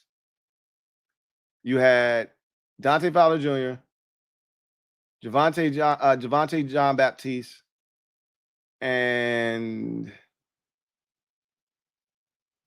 feel like I'm missing one more guy. I think we had one more guy. This year, you've got Dorrance Armstrong. You've got Deron Payne. We're going to put Javon Kinlaw at defensive tackle for now, but he could easily be playing defensive end. Right? You got Dietrich Wise. That feels like the starting lineup right now. We'll see. Again, of that group, who's getting pressure on the quarterback? That's a run stopping. That's a good run stopping group. Who's getting to the quarterback outside of Dorrance? Then, as reserves, and this is where we've gotten better, you have Johnny Newton, who could be starting alongside Deron Payne. You have Eddie Goldman, and you have Sheldon Day. At edge rusher, you have Javante John Baptiste, and you have Jacob Martin. There's clearly a void there at defensive end. Like, I still think you need another guy, right? Again, the draft would be the route to go. A guy like Zadarius Smith is still out there. But if they wanted him, again, some of these dudes that haven't been signed, like a Zadarius Smith, for instance, might be post-draft guys, right? Like Justin Simmons, you don't have to sign Justin Simmons right now because you still have the draft. You still have time to address those needs. And if you don't get it in the draft, then you can always double back and Justin Simmons is still sitting there, or Zadarius Smith is still sitting there, right? That's how that works. That's what happened to Mekhi Becton last year, right? The Eagles didn't sign him until after the draft. And so we'll see. If we get a defensive end, then you don't need one. If you don't, you may be able to go get a Zadarius Smith, right? So I don't think they're going to do that prior to the draft. But you still could use another defensive end, obviously. Linebacker, you feel good about where you are. I think that group's complete already. Okay. So let me ask you, have we upgraded the defensive line? Is it a net gain? Is it a net loss? Or is it TBD? You need to see. What do you say? Linebacker. That position is exactly what we thought it was. It's set. It's just like tight end and running back from last year is set. Frankie Louvu, Bobby Wagner, Jordan McGee. They brought back, and I thought this was a necessary thing, Nick Bellore. And I think they're going to elevate Dominique Hampton from practice squad to the active roster. He'll take Michael Walker's spot. And those are your 5 linebackers. We'll see how the development of Dominique Hampton goes. And then you go to the secondary cornerback position. They filled that out here over the last couple of days. Took them a little while to get moving there, but you already had Marshawn Lattimore and Mikey Sainristil. We assumed Noah Igbenogany would be back. We assumed right. They finally signed him back today. They added Jonathan Jones. That's 4. They also added Kayvon Seymour. So technically speaking, that's 5 corners. Plus Bobby Price is still around, who apparently they really like. But none of those guys are roster spot holders in my estimation. So you really have 4 corners. Jones, Igbenogany, Lattimore, Samer still.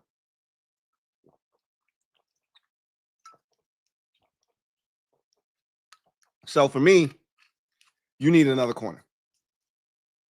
And again, I don't think there's a lot that we have to do in the draft per se, but after what they've done in free agency, I think it makes it abundantly clear what this team needs in the draft.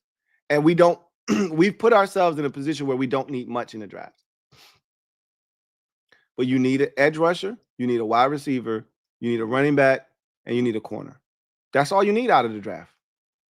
That's it.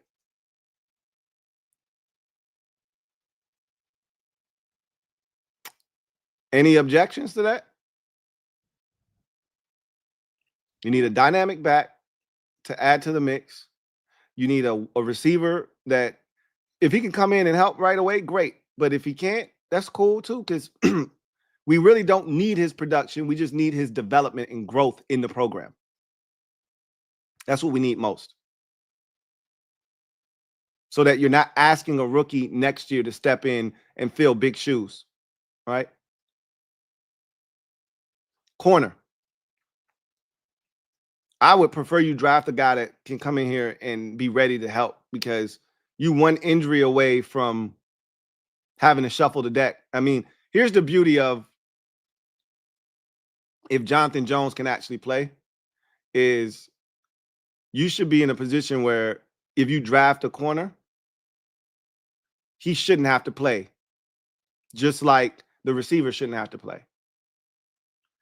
Or it shouldn't have to play a pivotal role, right? A massive role. Because if Jones can play and something happens to one of our corners, you insert Noah Igbenogany in the slot and you kick Mikey outside. And so you have versatility in that way, right? So you can still survive.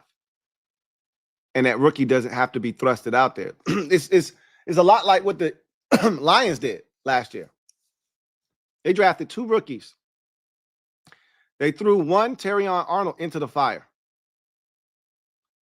And the other one, Ricky Straw, hey, you have a seat, young fella. We'll call you if we need you. Second year, he needs to be able to contribute in some way, shape, or form. But guess what? They went out and got DJ Reed because they're like, hey, we ain't sure if you're ready or not. But we've given you an opportunity to get yourself ready, get your feet wet. Now you need to be ready. You're a part of the real depth that we're going to be relying on. So that's kind of where I am. Like, hey, get you one. If you got to put him in bubble wrap, put him in bubble wrap. But get you one and get that process started. So I feel like we put ourselves in that position. Again, this is all hinging upon, can Jonathan Jones play? Can he produce? Can he give us quality snaps as a starter? Like, if he can't start, then you right back to square one where you were last year, with Marshawn Lattimore on one side, Mikey on the outside, and Noah Igbenogany back in the slot. And not that we hate that, but we don't love it. So either you go out and get another veteran, or you draft a rookie. Either way, Jonathan Jones feels like sort of the key to all of this working out the way we need it to, which I don't know if I'm very comfortable with at this current juncture. But again, we'll wait and see. And then safety. That position was always loaded. It was always deep.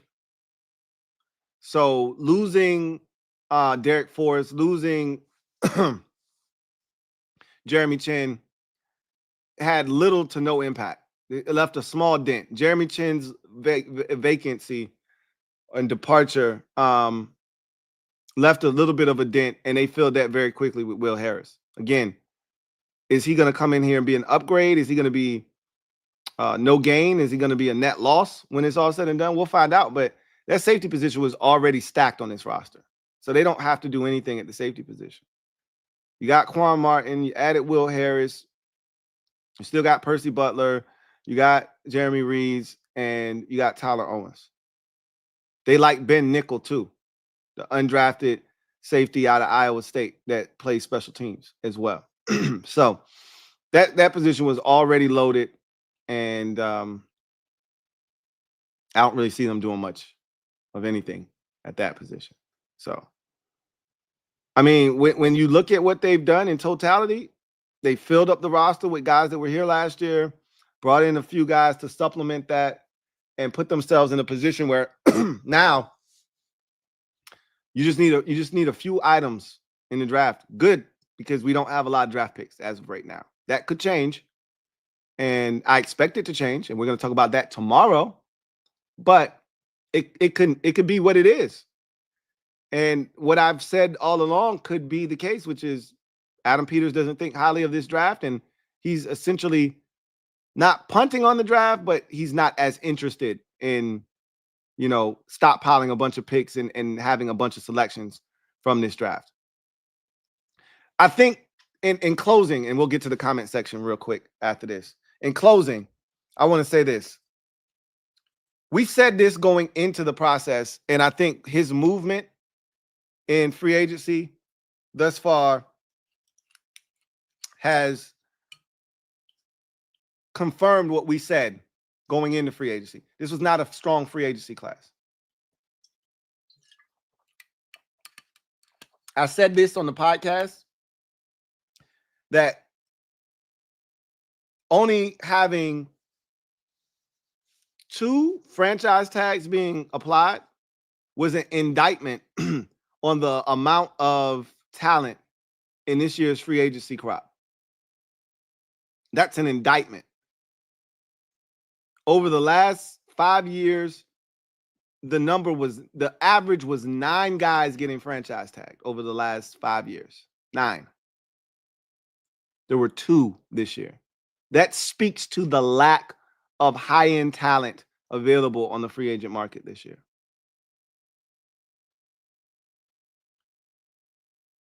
So I'm not surprised that overall Adam Peters decided I'm not going to spend a bunch of money out here because there's not a lot of guys that are worthy of those types of dollars from us. We'll get some more Band-Aid solutions. We'll get a bunch of one-year guys, and we'll go after it again next year. And as we've seen, Jaden Daniels can make miracles. So what did they do? They upgraded the cast around him. Defensively, do we need to be better? Yes. Did we get better? We don't know. We don't know. But what we did do is we improved the offense, and that's even better. And I'm going to tell you this. For as bad as the defense was at times last year, if we don't turn the ball over, and I know it's tough to ask the offense to do what they did last year, which is sustain, the amount of drives that they had. We were the most proficient 4th down offense in NFL history. You can't expect us to do that again. You can't expect that kind of efficiency. How many attempts did it take us to finally fail on 4th down? Was it the Eagles game? Was it the Eagles game? The first Eagles game where they tried that funky 4th down play where Jaden got hit and knocked out of bounds? Was our first time not converting on 4th down? No, it was not. It was the Steelers game when he threw the ball to Zach Ertz and they gave us that stinking ass spot. That was our first time not converting on 4th down, which I think we actually did convert, but that's nor here nor there, right? At the end of the day, I think we only failed on 4th down 3 times last year. You can't expect that to be the case again. I mean, maybe it could be, but I don't think so. But what you can do is be even more proficient on offense, even more dynamic on offense. And if you're able to do that, you can get by defensively. Because what we showed last year is that we could control the game from the offensive side of the football. There were games where we protected our defense by just sustaining offense, winning time of possession, dominating the football, not letting the other team's offense be on the field. And when they did get on the field, the defense, all they had to do was make a couple plays, get off the field a couple times. When you're scoring on every possession, when you're winning time of possession 40-20, it's hard to lose games that way if you're finishing those drives with touchdowns and points. So that's kind of where we're at. They've invested heavily in Jaden Daniels and the offense. And right now we're trying to get by on defense. As Rico said very eloquently last night, take your strength and make them stronger.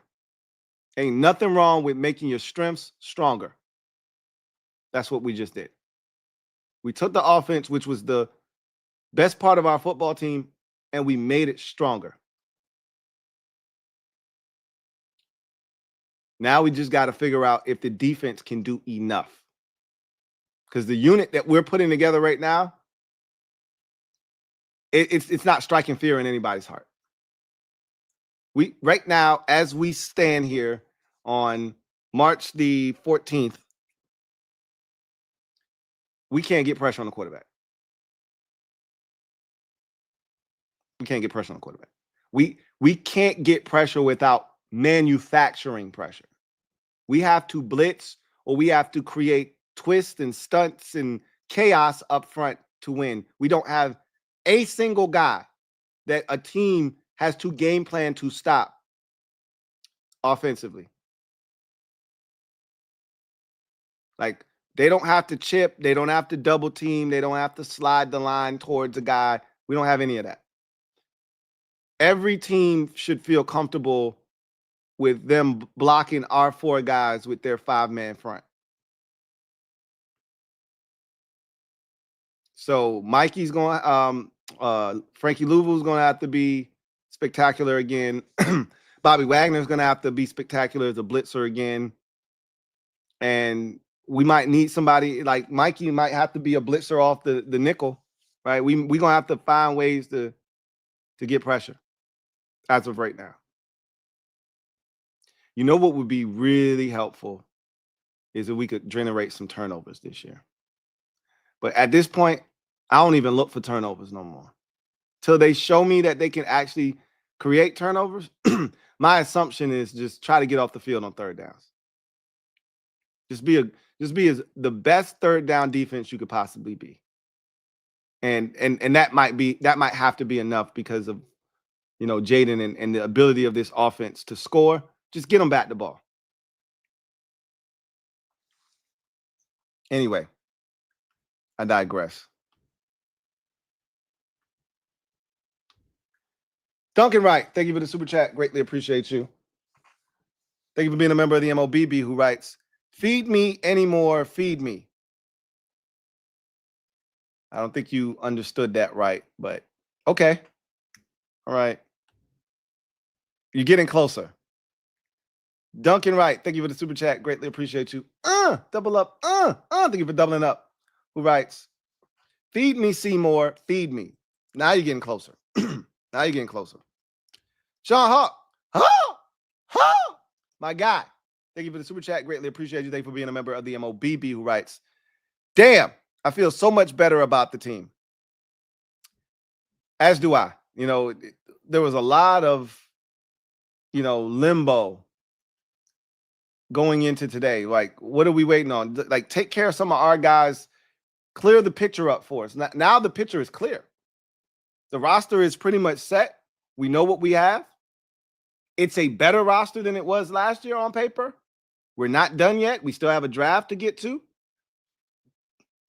And so when it's all said and done, I think what they've done is they put us in a position to go out and compete at a higher level than we did a year ago, and we went to the NFC Championship.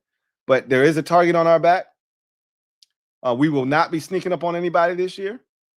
And so we're going to have to be better in some spaces than we were a year ago. But now we know what we are, right? So now it's about, can we maximize the guys that we have? Can we get the most out of a Dietrich Wise? Can we get the most out of a Jonathan Jones? Can we get the most out of a Will Harris? Right? Can we put Eddie Goldman in positions to be successful when we put him on the field? Can we maximize a Javon Kinlaw? These are the questions that you have. Most of them on the defensive side. We know what Debo is, right? We know what we're getting in Laramie Tunsil. So, Reggie T, been a member for 4 months. Really appreciate you. Who writes, yesterday I had to reevaluate the way I looked at this. Instead of judging the signings based on who was available, did they make us a better team? And that's the way I have been looking at it. Like, is this an upgrade over the guy that was here in that position last year? That's what you got to ask yourself. Because if you just base these signings on the merit of the players that we signed, you're going to be disappointed. But if you base the signings on the scale of, is this guy better than the guy that was playing his position last year? If the answer is yes, then you've gotten better. That's all you're looking to do is, I talked about being 1% better than you were the day before. That's all you're looking to do is be 1% better at that position than you were last year. And then you got better, right? Is Deebo Samuel better than Olamide Zaccheaus? Yes. Is KJ Osborne statistically? Obviously, we didn't get to see it here last year, but go look at his track record. De'Ami Brown didn't have 800. He didn't have 1,000 yards receiving in his career over 4 years, and he's been healthy. This isn't like due to injuries. KJ Osborne is an upgrade over De'Ami Brown. Noah Brown is exactly what he was. If he's exactly what he was for us last year, that's awesome. Because now we're not asking him to be a number 2. We might not even be asking him to be a number 3, depending on, how KJ Osborne ends up doing in this offense from a receiver standpoint. So you look at the offensive line. Come on now. Is there a question that that group got better, right? Defensively, that's where the question marks are. If we're being honest with one another, that's where all the question marks are. Did you get better on the defensive line? From a run stopping standpoint, you damn right we did. You damn right we did. But did it come at the expense of getting to the quarterback? Probably. Yeah. Yeah, it probably did. So the question is, if you can't get to the quarterback without manufacturing some type of pressure, then the question is, can you cover on the back end? Again, don't really know the answer to that. Don't really know. Is Will Harris an upgrade over Jeremy Chin? Don't know the answer to that. Can Jonathan Jones still play? He can't be any worse than Benjamin St. Juste. He can't be any worse than Michael Davis was, and he can't be any worse than Emmanuel Forbes was. We know that for a fact. But we also had Mikey Samer still out there and Noah Igbenogany in the slot. And that was a solid trio, along with Marshawn Lattimore. But can you do better than that? The answer was supposed to be yes. We don't know if we're going to do better than that or not. So that's the way to look at it, Reggie, is to look at those individual players is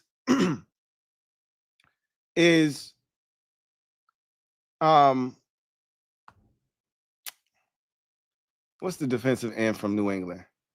I forget his name that quick. Let me go up here so I can see him.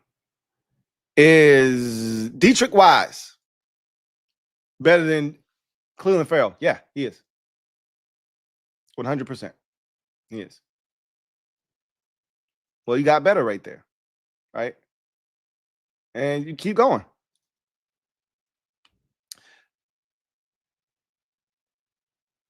I forgot how you told me how to say this.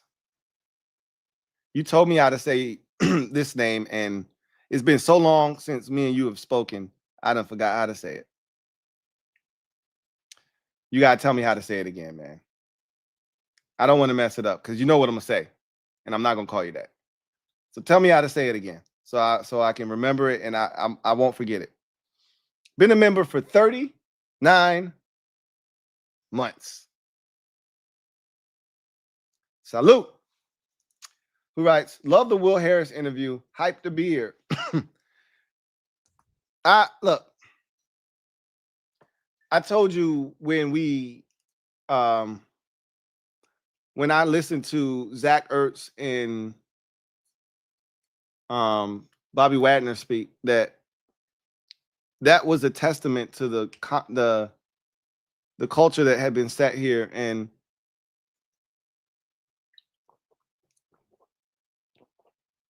the brotherhood that had been established. You could tell he had definitely been watching us from afar and that he wanted to be a part of this. And I love when guys want to be a part of something. He's going to fit right in. Now, can he play? We'll see. Let me go off on a tangent real quick. Side note. Did y'all see DeMarcus Lawrence's interview in Seattle that he had?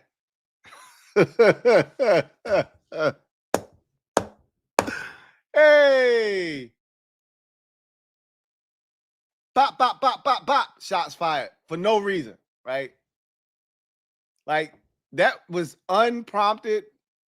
It was unnecessary, and I loved every second of it. Look, I don't even know what the question was, right? But his response was something to the effect of, matter of fact, I'm going to just play it for you. I'm going to play you his response. I'm going to play you the little clip, the little sound bite. Miles Sanders is a Dallas Cowboy. Not that you guys care, but that's actually an interesting signing. I think a lot of Cowboys fans wanted him. So they got their man. They collecting a lot of stuff in Dallas. I don't know if it's any good, but they collecting a lot of stuff in Dallas. That's for damn sure.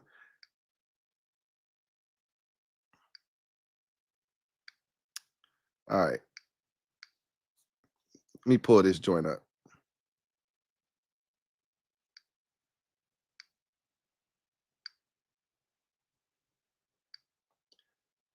All right. Here we go.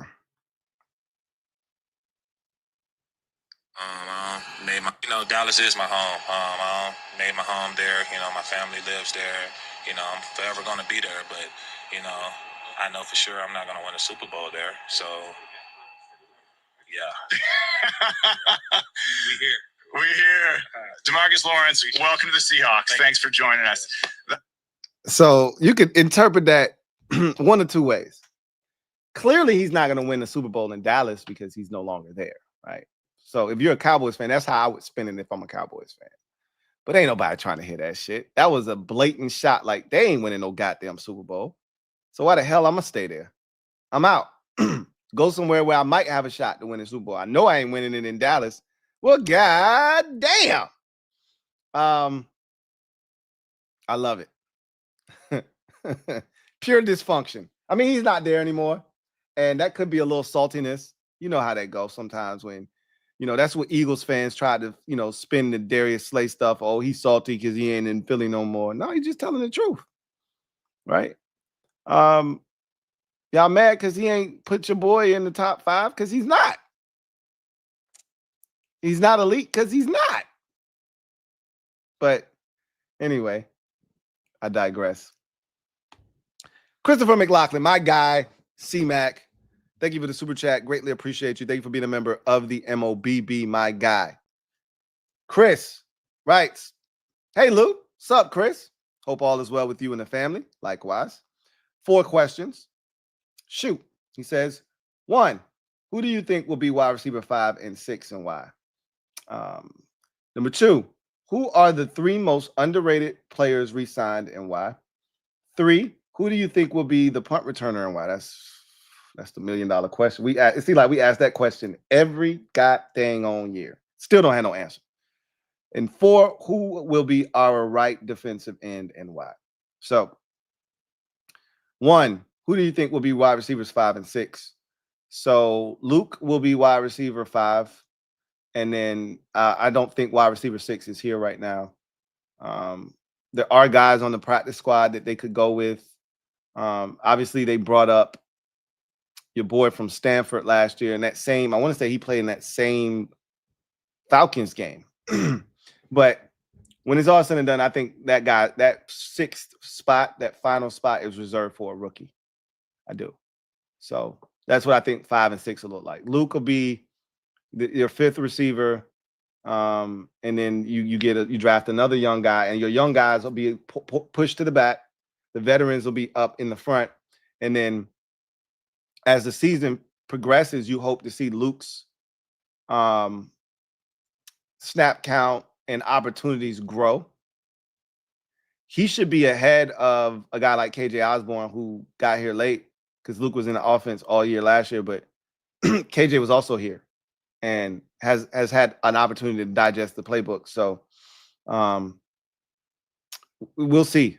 You know, I could see Luke being ahead of KJ, but when it's all said and done, I'm going to give the benefit of the doubt to the guy that has production in this league in KJ Osborne. So that's what I'll say about 5 and 6. Who are the 3 most underrated players who were re-signed and why? I think Sheldon Day is one, Noah Igbenogany, and I think most of us understood the value of a Noah Igbenogany. But so I won't even name him because I think most of us understood the value of a Noah Igbenogany. You said underrated. So Sheldon Day, who was a practice squad player that played a really solid role for us last year. Nick Bellore, I don't know if you guys respect him the way that you should and value him the way that you should as a special teams savant, as a thing. He is, I told you, if he wants to play, there's a roster spot with his name on it. And clearly they agree, so much so that they gave a 35, soon to be 36-year-old player a 2-year deal, not a 1-year deal like everybody else. So Nick Bellore is one. And then I will say that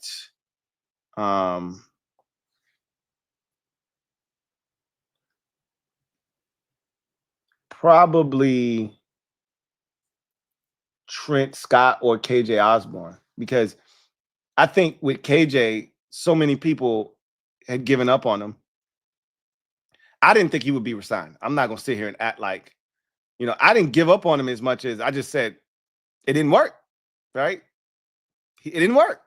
They're going to move on.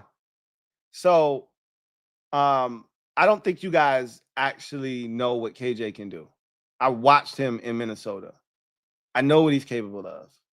And I think he can do some damage here.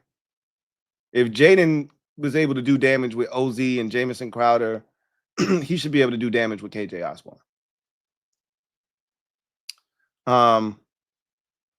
Who do you think will be the punt return? I have no idea. I literally brought that up. It's crazy that you brought that up because I literally brought that up. Like, who's returning punts for this team? Who's doing it? Who's returning punts? We still don't know. We've been asking the same question for 4 or 5 years. The last time we had a legitimate punt returner was DeAndre. Why can't I think of his last name? DeAndre. He played for the Bears last year. I'm gonna look him up real quick. See if we find out his name. Carter. I didn't even have to look it up. Almost did. DeAndre Carter. The last time we had a legitimate punt returner, what was that? 2021. We let him walk in 2021. So ever since 2021, we've been looking for a punt returner. So 22, 23, 24. So for the last 3 years, we've been looking for a punt returner.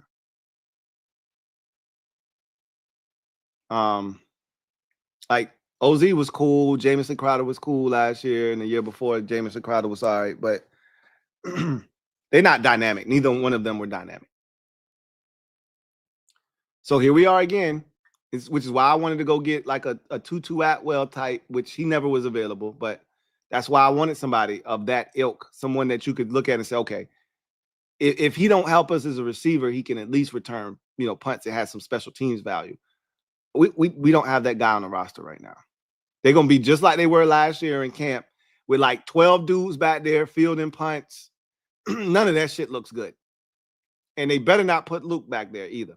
I don't want to see that shit.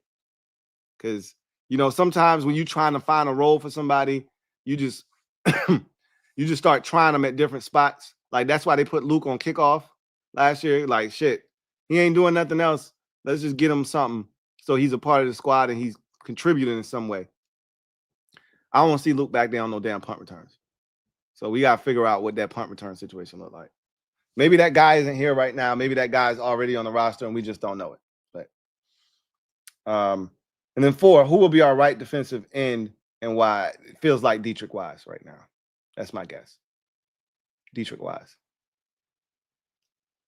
And why will it be Dietrich Wise? Because on first and second downs, when they expect run, they want somebody out there that can stop the run and be physical at the point of attack, similar to the way they use Cleveland Farrell. And I think they're going to use him in that same way. And remember, Clee, and this might have been due to his injury situation, but remember, Clee was only playing, 20, 25% of the snaps, if that. We would look at the snap counts every week, and Clee would have 15 snaps. 21 snaps for Clee, and we had 64 snaps in the game. We had 72 snaps defensively, and Clee would play 14. Clee would play 21. So let's do some quick math. 72 divided by 21 is 29. So Clee would play like 30% of the snaps. Matter of fact, I don't even got to guess. It's right here in front of my face. Let me pull up Clee's snap counts from last year. Clee played 34% of the snaps last year. He started 10 games, did Cleveland Farrell. Played in 14. He played 34% of the snaps last season. And got us about 4 sacks. So that's what I envision Dietrich Wise doing. Playing about 30% of the snaps, 35, maybe 40, because he's, you'd like to think he'll be healthier than Clee was last year, but somewhere he's not going to be playing a bulk of the snaps. He'll be out there early, and then as the game wears on, he'll get some, opportunities, some looks. But when they really need it, when they really trying to get off the field on third down, he won't be out there. Yoshi, thank you for the super chat. Greatly appreciate you. Thank you for being a member of the MOBB. My guy Yoshi writes, "Yo, Lou. What's up, Yosh? Listen, I love Peters and what he's already done for this franchise." Uh-oh. You see where this is going. There's a but coming. That's the conjunction. And then everything in that next sentence, right? Everything remaining in that sentence is going to be some sort of disrespect, some sort of doubt, something negative, right? We've talked about this already. Here we go. Brace yourself. But I just don't see the plan here. Okay, that wasn't that bad. That wasn't that bad. Taking chances on 30-plus-year-old vets on one-year deal confuses me. We need young talent. You can do both, right? You can do both. So let me try to explain this to you the best I can, Yoshi. You trying to win a Super Bowl this year or no? Simple question. Yes or no? You trying to win a Super Bowl or not? If the answer is yes, which I assume it is, I can't say that it is. I can't assure you that that's what you're looking for. You may just want to add young guys. If that's your goal, cool. But if your goal is to win a Super Bowl, and I'm not, and look, there's more than one way to skin a cat, right? There's more than one way to assemble a Super Bowl caliber roster. Remember, they just got here, okay? And when they got here, we were void of talent, and the cupboard was bare, okay? So keep that in mind as well. So you go out, you make changes last year, and somehow it nets you the NFC Championship game, and you're like, whoa, what in the hell just happened? Well, Jaden Daniels happened, and a host of other guys that provided, a lift and a spark for you last year happened. And so you bring the bulk of those guys back, but you also do need to upgrade the roster if you want to try to get back there and then advance to the Super Bowl, right? So you want to add young talent. Well, again, if you're young and talented, are you hitting free agency? Generally, young and talented equals we hold on to you. Old or aging, still talented, but aging, past prime, going into the twilight of a career, that's when you hit free agency. Again, this is why you don't build your team through free agency. You build it through the draft and you supplement through free agency, right?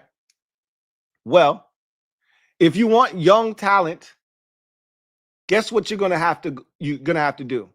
You're going to have to bank on an Elijah Moore all of a sudden having the light bulb come on.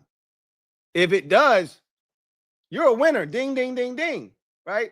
You heard Rio last night say, why not go out and get a, what's the name of the edge rusher from LSU that was drafted in the first round by Jacksonville that hasn't done jack diddly poo squat in the NFL, right? He's like, why not take a flyer on him?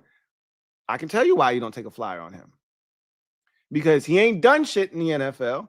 And if you take a flyer on him and he don't do shit for you, you ain't getting back to the NFC Championship game. That's not a risk you're willing to take. If we were a 6-10, 6-11 ball club last year, you can go out there and sign. What's the name? I'm gonna look the dude up real quick. Kayvon Chason. That's his name. I don't need to look him up. Kayvon Chason. Rio was like, why not go out and get him? He's young. He got upside, but he could also be ass like he has been with every other team. And then what? You stuck, right? Because once your roster is set in season, it ain't but so many changes you can make to get better. You're stuck. I was telling y'all that last year when we looked at the defense and I was like, y'all, we are who we are. Like, I don't know what else y'all want to do. It ain't but so many changes you can make in season. You are who you are. So if you go get Kayvon Chason and you go get Azeez Ojulari and you go out and you go get Elijah Moore and you go out and you go get all these young players who came into the league with all this promise and potential and they ass don't produce for you like they haven't throughout the course of their careers to this point, you're stuck. You ain't winning shit, right? So instead of doing that, because again, if the goal is to win the Super Bowl after going to the NFC Championship game, you want known commodities, guys that have produced in this league. That's what you're after. While trying to find some of those young, talented players you're talking about in the draft. Because they're not going to exist in free agency. Again, if you're young and talented, if you're Trey Smith, and I'm the Chiefs, I'm not letting you hit free agency. If you're Nick Bolton and I'm the Chiefs, I'm not letting you hit free agency. Why? Because you're young and talented. That's what you see around the league. They're holding on to their young and talented stuff. I'm not letting it hit free agency. Why would I do that? That's not how you get better as a football team. So again, Yoshi, you don't understand why they're signing all these old 30-somethings? Look, it's not ideal, but we're in a very unique position. How many teams have the rookie season that Jaden Daniels had at the quarterback position last year? How many teams have that at their disposal? The Texans had a good season with C.J. Stroud in his rookie season. It wasn't what Jaden did. It was really good, though, but it wasn't what Jaden did. And they tried to go for it, right? They were in the same position that we are in right now. They were in it last year. And they did the same thing that we did. The only difference is it was a much more talented free agent class and a much more talented draft last year. So they were able to go out and get a Joe Mixon. They were able to go out and get a Danielle Hunter. They were able to go out and get a Stephon Diggs. Well, we just went and got a Deebo Samuel. We tried to get a Trey Hendrickson, but we went and got a Laramie Tunsil.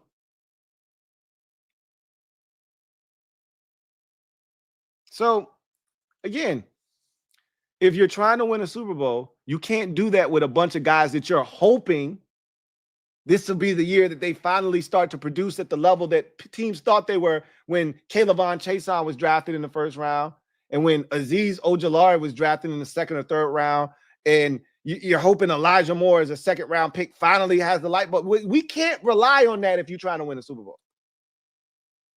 I need guys that have been there, done that, guys that have won, right? Jonathan Jones has won 2 Super Bowls.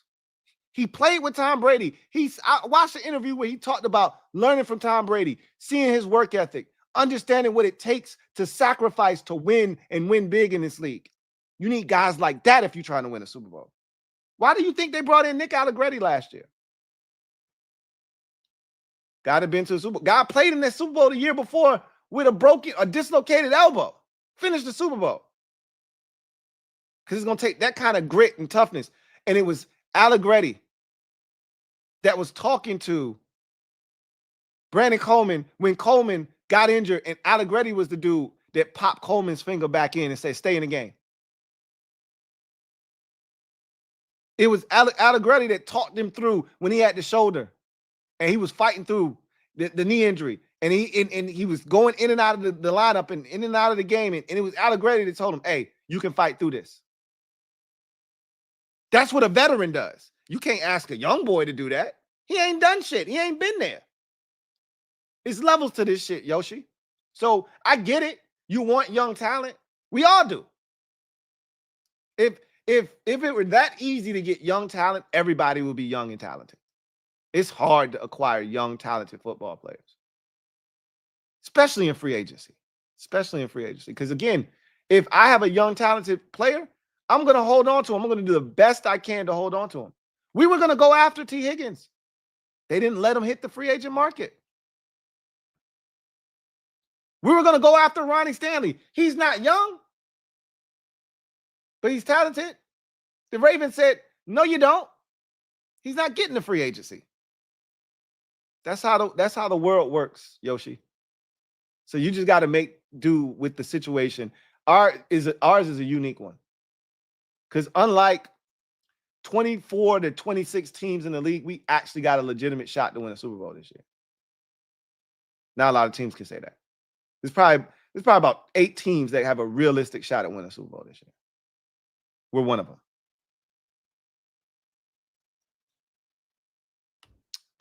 DJ23. Thank you for the super chat. Greatly appreciate you. Thank you for being a member of the MOBB. DJ23 writes, Lou, I threw my phone when I saw the KJ re-sign. LOL. Don't do that. Don't do that. Hey, I'm telling you, KJ is going to surprise y'all this year. If he's healthy, you will feel a lot better about KJ. Telling you, he can play ball. He can play ball. He was in a tough spot last year. Again, I explained to y'all that none of those dudes that got traded for in season had an impact on their teams. Not DeAndre Hopkins, not at least the impact we thought he was going to have. He had probably the greatest impact of any of those guys that got traded for in season, but it still wasn't enough, right? Not Mike Williams to the Steelers, not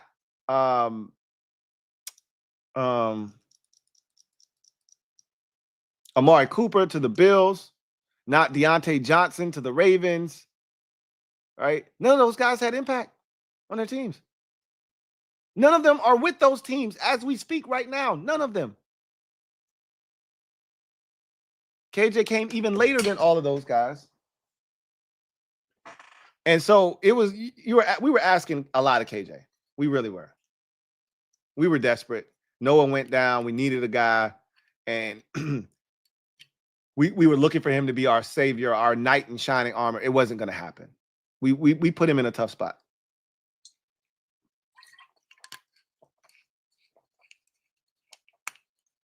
He'll be a lot better for you this year, or for us rather this year.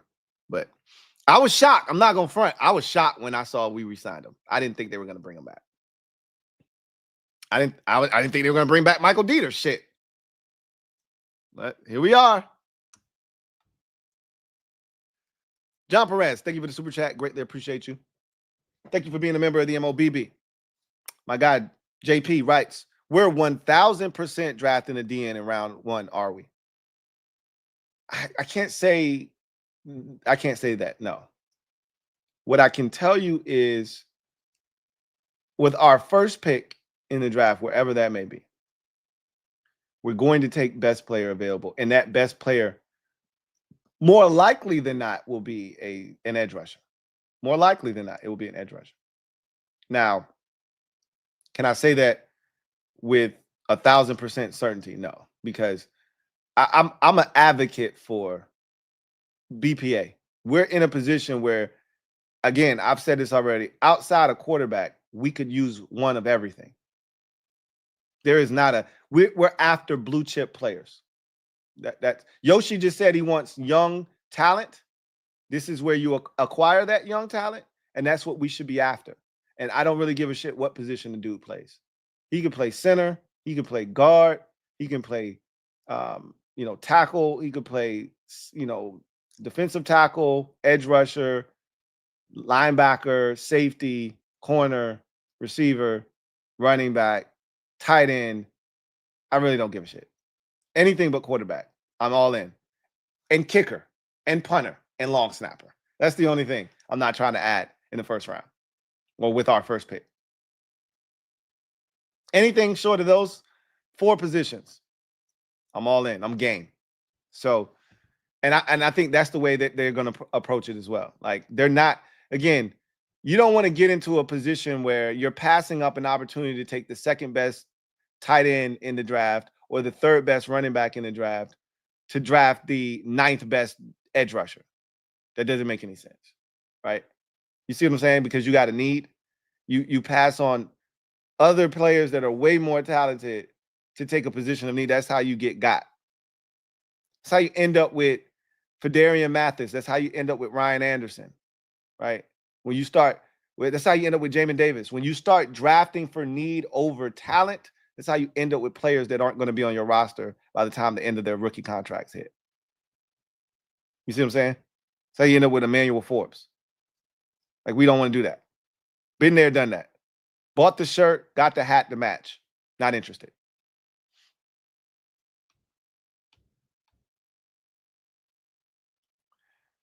Ethan Dykes, thank you for the super chat. Greatly appreciate you. Thank you for being a member of the MOBB. My guy, right? So my worry is we need youth bad now, but no draft.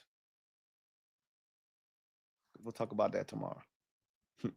And again, this isn't the best draft anyway, but we'll talk about that tomorrow. Free Shabazz, stand up. You are the newest member of the MOBB mob. You know what to do. Show Free Shabazz some love. Welcome him with open arms. Welcome to the squad. Free Shabazz. Glad to have you on board. Duncan Wright, thank you for the super chat. Greatly appreciate you, my guy. Duncan writes, I'm not happy with the answer you Kings gave me yesterday saying a tackle is receiver eligible. Doesn't make it so. I can say Bozo the Clown is eligible. Doesn't make it so. Meh. Well, I mean, what more you want us to do? We gave you the answer to the question you asked.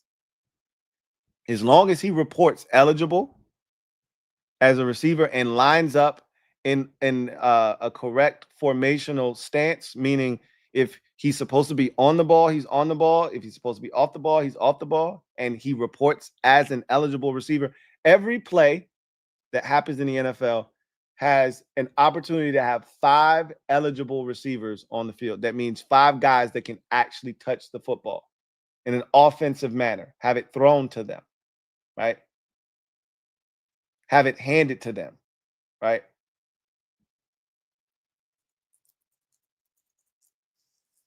As long as you report to the referee, because normally eligible receivers have certain numbers. So if you're coming in the game as an eligible receiver and you have a non-eligible receiver number, you need to report to the official. You do that, now you can be eligible and you can throw the football to that guy. So the reason you have to report to the official is because you cannot have a competitive advantage by hiding a guy that is a non-eligible receiver in a normal instance as a eligible receiver. You're tricking essentially the defense, and that's not fair. So they need to be given an opportunity to match your personnel. So if you bring in a big offensive tackle, that means you're probably looking to run the football. So I need to bring my big personnel in the game. I probably said too much there because that probably just went in one ear, out the other. But I tried. John Perez, my guy, JP, thank you for the super chat. Greatly appreciate you. Double up. Thank you for doubling up. Who writes, unless AP pulls a rabbit out of his hat with a trade, I'm just looking forward to the draft at this point. DN, running back, wide receiver, and cornerback are our biggest needs. That's it right there. That's it, JP. And you hit it right in the head. Unless there's a massive trade, there is nothing else going on in free agency at this point that will move the needle. It is all about the draft at this point. You are absolutely right. And those are the positions. Jay Black, thank you for the super chat. Greatly appreciate you. Jay writes, calling it now, Benjamin St. Juice getting a pick when we play. Don't put that in the atmosphere. Don't say that. Ain't nobody trying to hear that. LT, I can imagine you coming back. See, I told you, Louie. I told you we was gonna get a pick. Don't put that shit out there in the atmosphere, man. Come on, Jay Black. LT, thank you for the super chat. Greatly appreciate you, my guy. LT writes, if JD can't beat Hurts this year, you change your tune? Your tune changes? No, it doesn't. But he's already beaten him once. He's already beaten him once. So, again, we'll see what happens. But this isn't about head-to-head who wins this. Jaden Daniels is more talented, much more. It's not even close, more talented than Jalen Hurts. I don't think anybody's debating that. Eagles fans don't want to hear that, but you can clearly see that. So it don't matter what happens there. The bottom line is Jaden Daniels is a better quarterback than Jalen Hurts. Period. Take it for what it's worth. Duncan Wright, thank you for the super chat. Greatly appreciate you. Duncan Wright. All right, so get rid of Magic Johnson and you guys won't suck. Actually, he's a good luck charm. Wherever he goes, winning follows. Wherever he goes, winning ensues. So he's definitely a guy we want on our side. Sean Hawk, thank you for the super chat. Greatly appreciate you. Double up. Thank you for doubling up. Who writes, yeah, give me the general any day, man. Look, I'm so glad he's back. I'm so glad he's back. So glad he's back. So underappreciated. DMV Bay, thank you for the super chat. Greatly appreciate you. Thank you for being a member of the MOBB. Who writes, let's not kid ourselves. We still need a reliable speed every down running back in the draft. Remember, this is the last year of both Austin Eckler and Brian Robinson Jr. Neither of them are guaranteed to be back. This is definitely Eckler's last year here, right? They didn't sign Eckler here to be here more than 2 years, right? Now, Brian Robinson Jr. could be back next year, but the likelihood is this is also his last year here. So would we be opposed to them drafting a Quinshon Judkins, for instance, in the second round? Absolutely not, because he is a Brian Robinson Jr. replacement. He is not just a change of pace. He is a every down back, right? So the question is, what are they looking for this year? Because you could always draft the every down back next year. Again, in my mind, I think the best explanation I've ever heard of when you draft a running back is Daniel Jeremiah's explanation of how he perceives the running back position and when you should take one. He said, in his mind, his philosophical belief is you only take a running back if you are ready to maximize every single carry of that running back's rookie contract right now. You don't want to waste a single year, a single, snap, because those are precious with a running back.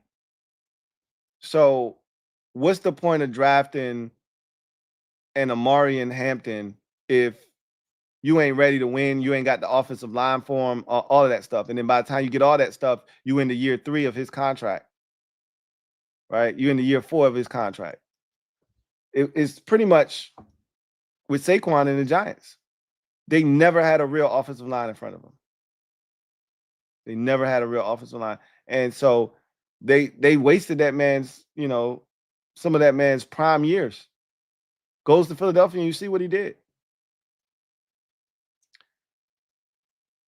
If you're ready to turn the reins over to that back this year, draft him.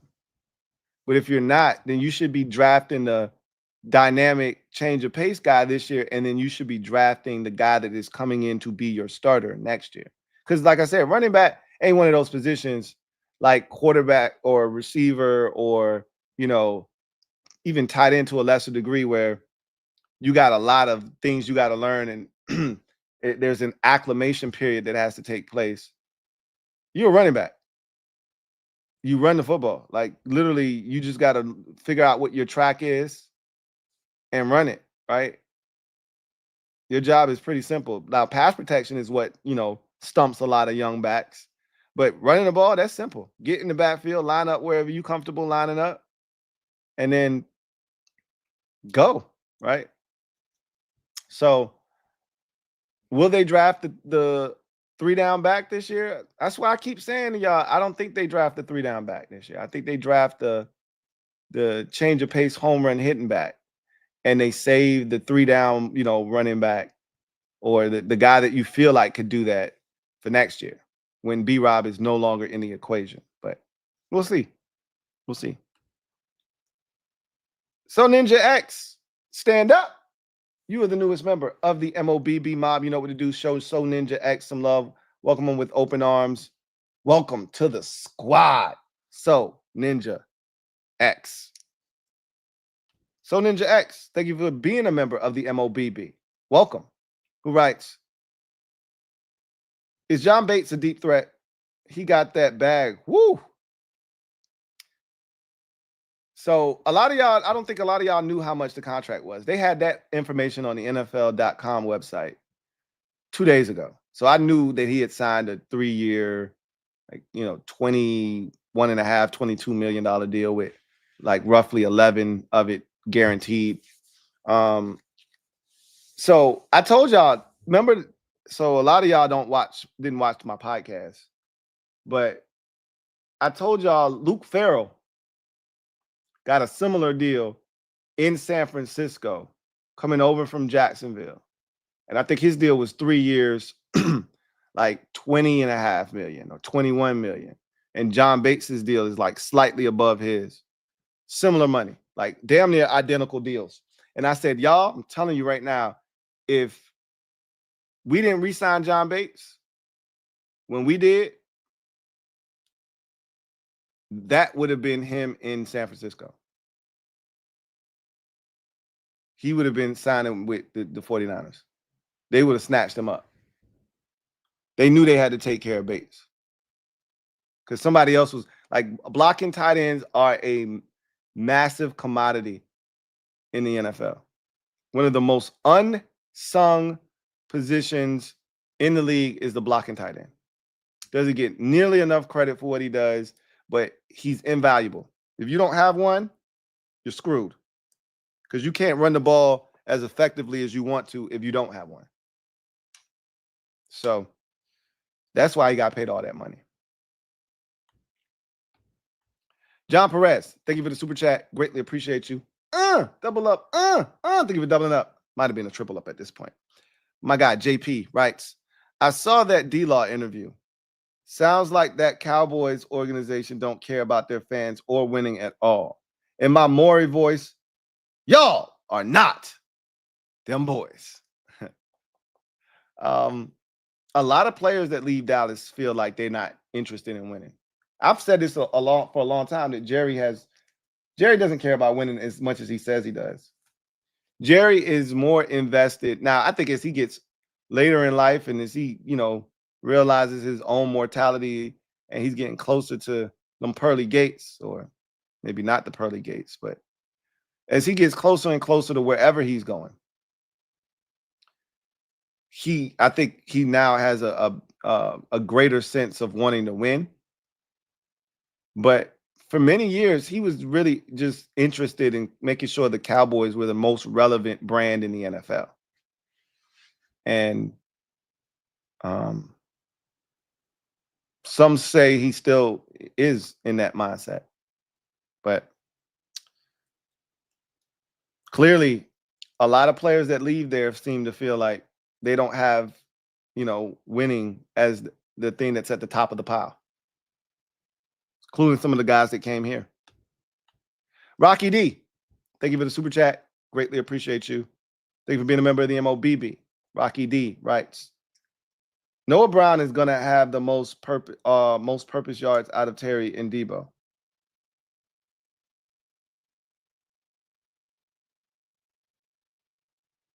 I don't understand what you're saying. Are you saying out of those three, he's going to have the most all-purpose yards? I'm not understanding what you're saying right there, Rocky D. Jay Black, thank you for the super chat. Greatly appreciate you.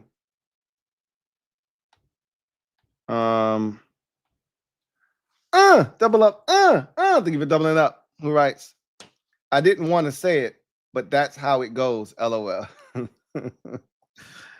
Hey, look, man, I can't co-sign that. I'm not putting that out there in the atmosphere.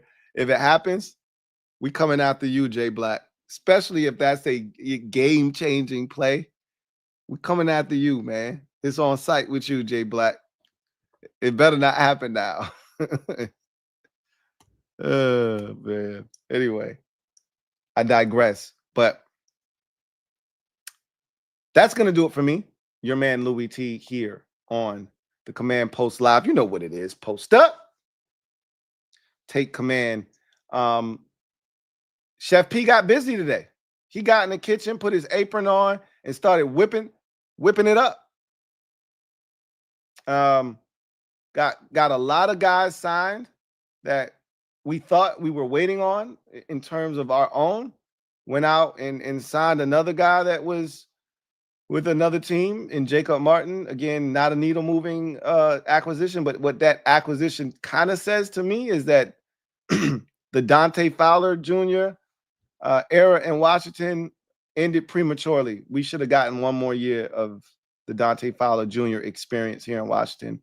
But Jacob Martin's signing kind of feels like the end of that because he is a situational pass rusher. And he's not as good as Dante Fowler Jr. But I'll say this, and I don't expect Jacob Martin to come in here and give us what Dante Fowler Jr. did, but Dante Fowler Jr. came in here last year coming off of a 4.5 sack maybe season in the year before in Dallas and hadn't been anywhere near double digits in probably like 4 or 5 years before he got here last year and then exploded for 11. So, Jacob Martin's never had more than 4 sacks in his career. We saw that tonight. So why in the hell would we believe that he'll just show up here and all of a sudden get you 7 or 8 sacks? which is what you look for from your situational pass rusher. Highly unlikely, but they only wanted to spend $3 million. They spent 3.2 last year with Dante Fowler Jr. for that particular role. And apparently that's the kind of money that they have set aside for the situational pass rusher.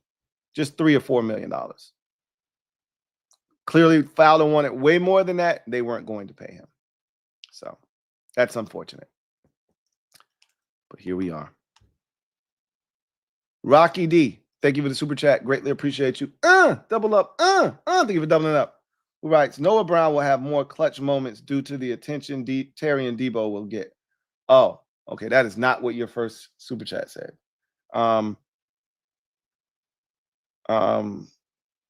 you. Okay. So you think the attention that those two are going to garner is going to leave him. And I told you what he is in this offense. He is to us what trying to think of my man in San Francisco, the big tall receiver.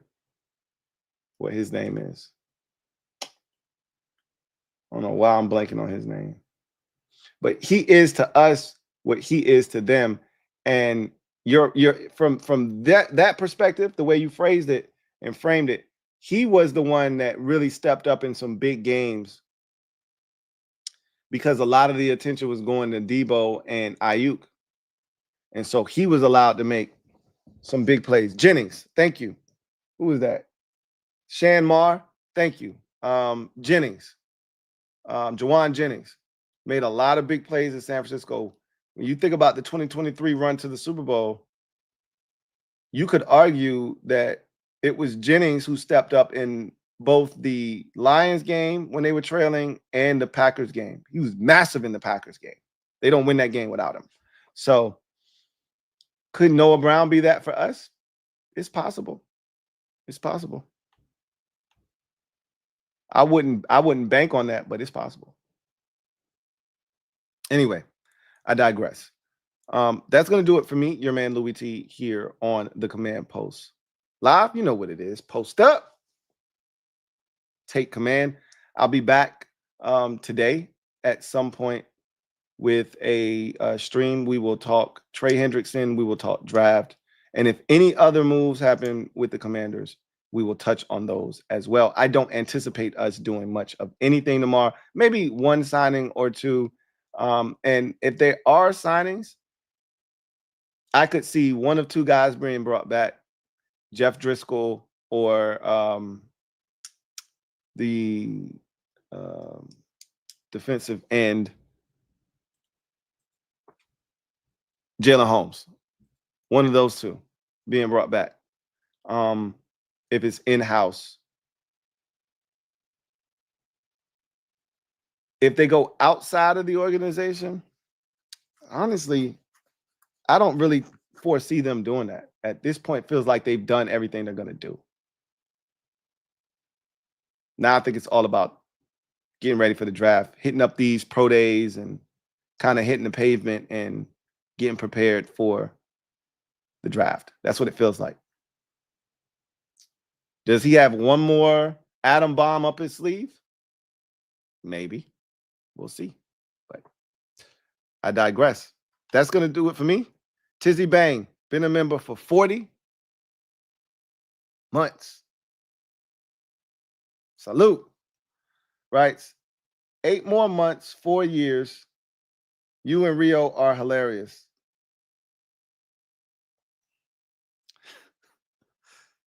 I'm not messing with y'all, man. I'm not messing with y'all. Hey, I appreciate you, Tizzy Bang.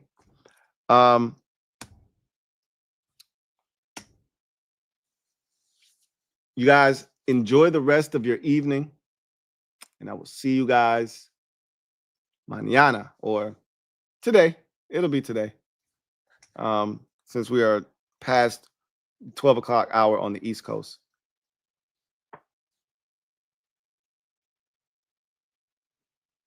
Leave it down in the comment section. How you feeling about what they've done? Is this team better than they were a year ago? Yes or no? Leave it down in the comment section. I'll see you guys tomorrow or today. Have a good one.